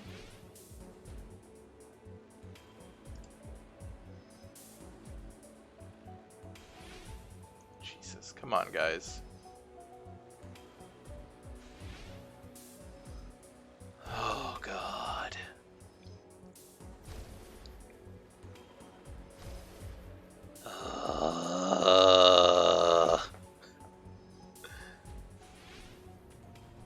What an awful... I don't know what this is even, like, what we're even doing in there. We're just, like... doing shit. One more turn, huh?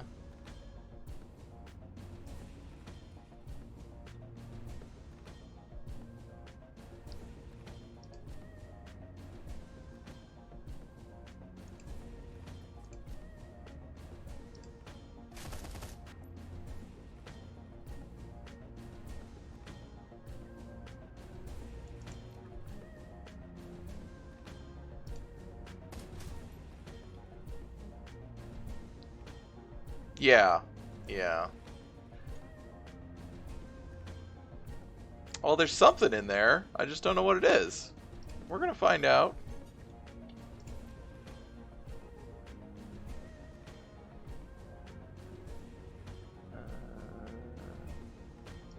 I don't know. You can try. Oh, you hit. Nice. You did it. Is anyone wounded?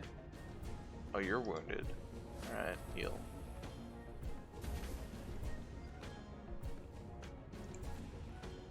I mean, there's no one else to hit, but sure. Well, he did AP damage. That's fine, I guess.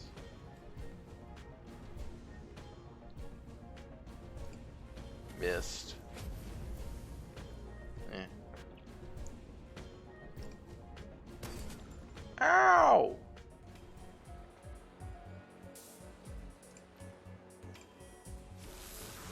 Okay.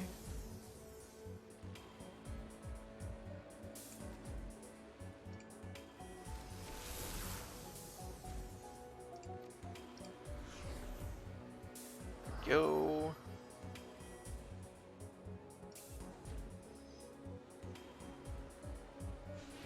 I need you to hit once. I believe in you. You did it!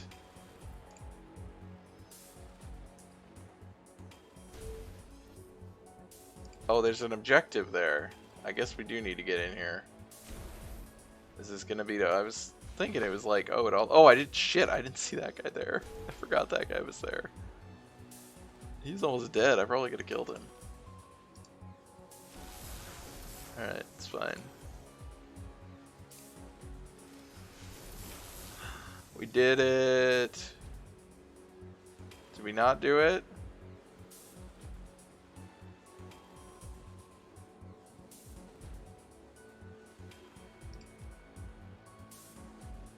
Oh, now we have to kill this?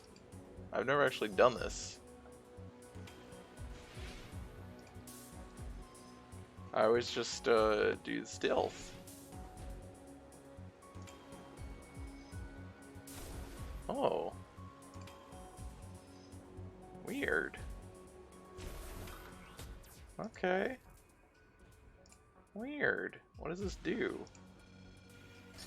Oh, it opens the door. Seems good.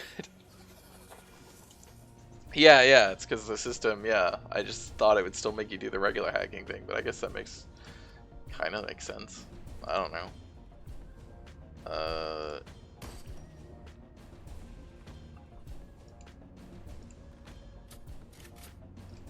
Probably should have. Did your aim wear off? Yeah, your aim did wear off. Whoops. But haste is back up.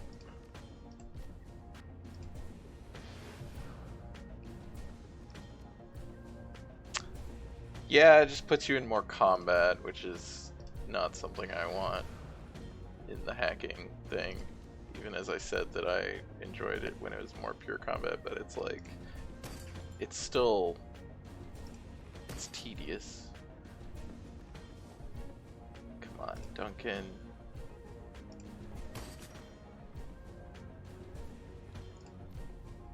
Please don't miss. Fuck. I Just wanna kill him. Just wanna kill him.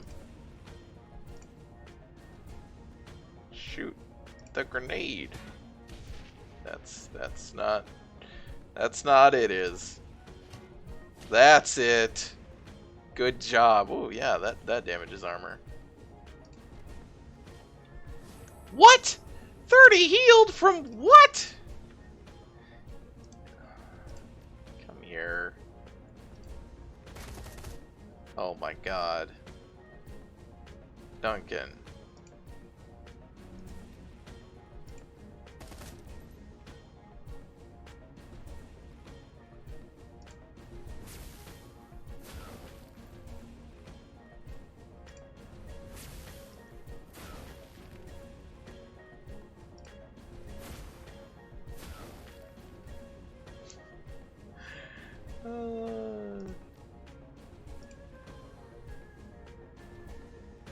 Why not cast Improve Accuracy?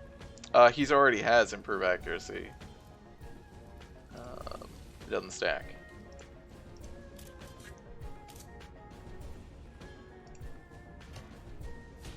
Oh, come on, Iz. Just hit him with one good grenade. Okay.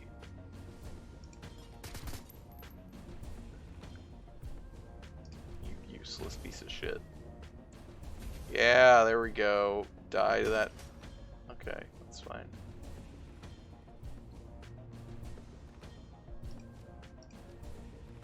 I don't expect Gobbet to hit anything.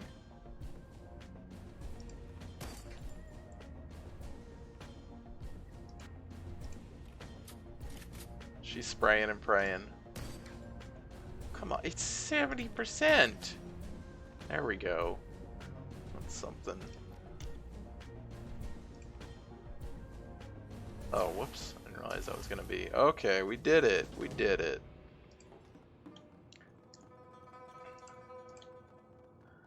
I guess if you go and try the door, they all come out, and it's like, oh, the door is locked, so then you have to kind of run for cover. That was a much better place to be. I hope that's the end of the mission.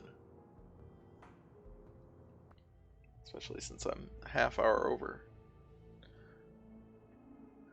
The boat sways languidly atop the water. Insulated walls stifle outside noises, as if the chaos just beyond the door belonged to another world. Its interior is cramped, made smaller by maritime equipment protruding from the walls. The scent of sea and moldering wood dominates your senses, ripened from years of perfunctory cleaning. Finally, a safe place to rest. Rooster flinches at your approach. When he speaks, he tries to sound confident, but his voice cracks. The 289s are going to jam you up for this.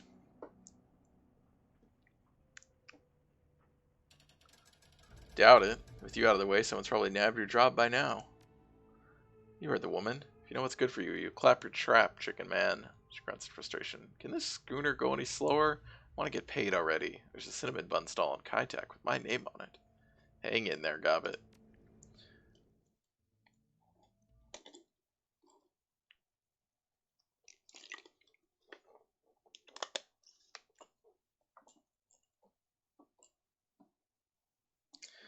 The boat heaves and pitches over the bay as your driver plows through the choppy waves to the drop-off point, leaving the Shangri-La restaurant far behind. Inside, restlessness fills the cabin. You finish the job, the extraction was a success, and now your client awaits his prize, the tried Red Pool rooster. It wasn't easy. It should have been. It would have been, if that damn Talon hadn't mangled your plans with his visceral determination. But even a streets forged orch like the Talon could be stricken down. With the Talon dead, your escape from the restaurant to the gateway boat was made smoother. Well, as smooth as wading through a small army of triads and skirting the HKPF dragnet could be. Luckily, Rooster got through his pursuit unharmed, and with the Talon now permanently out of commission, you might earn a few extra new yen from your client. All in all, a good run. Alright, we did it!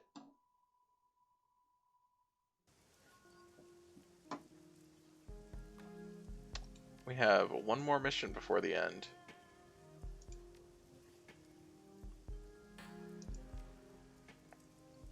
I wonder how much money we're gonna get. I don't know what you buy with the money, but we will save here. Alright, we did it. Thanks everybody for joining me tonight. for Shadowrun Hong Kong. I will be back next Tuesday to continue this. We'll probably do that last mission. I mean, we will do that last mission. And then maybe start the end game. And we see what's going on. Yeah, thanks for hanging out, Ninja Panda. Look at the schedule.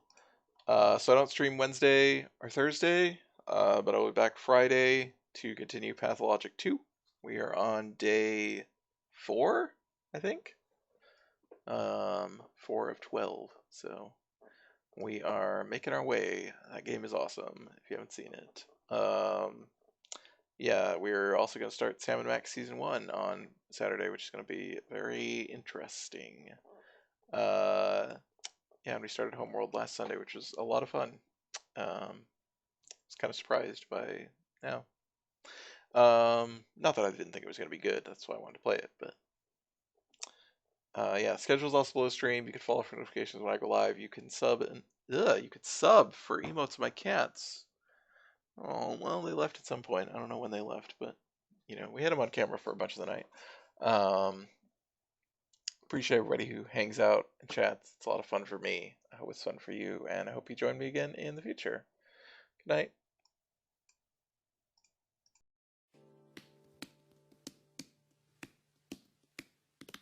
So long, farewell to you, my friends. Goodbye for now, until we meet again. I say so long, farewell to you, my friends. Goodbye for now, until we meet again. It's been great to play and sing together In the box. and now it's time to say goodbye. So long, farewell to you, my friends. Goodbye for now, until we meet again. Goodbye for now, until we meet again.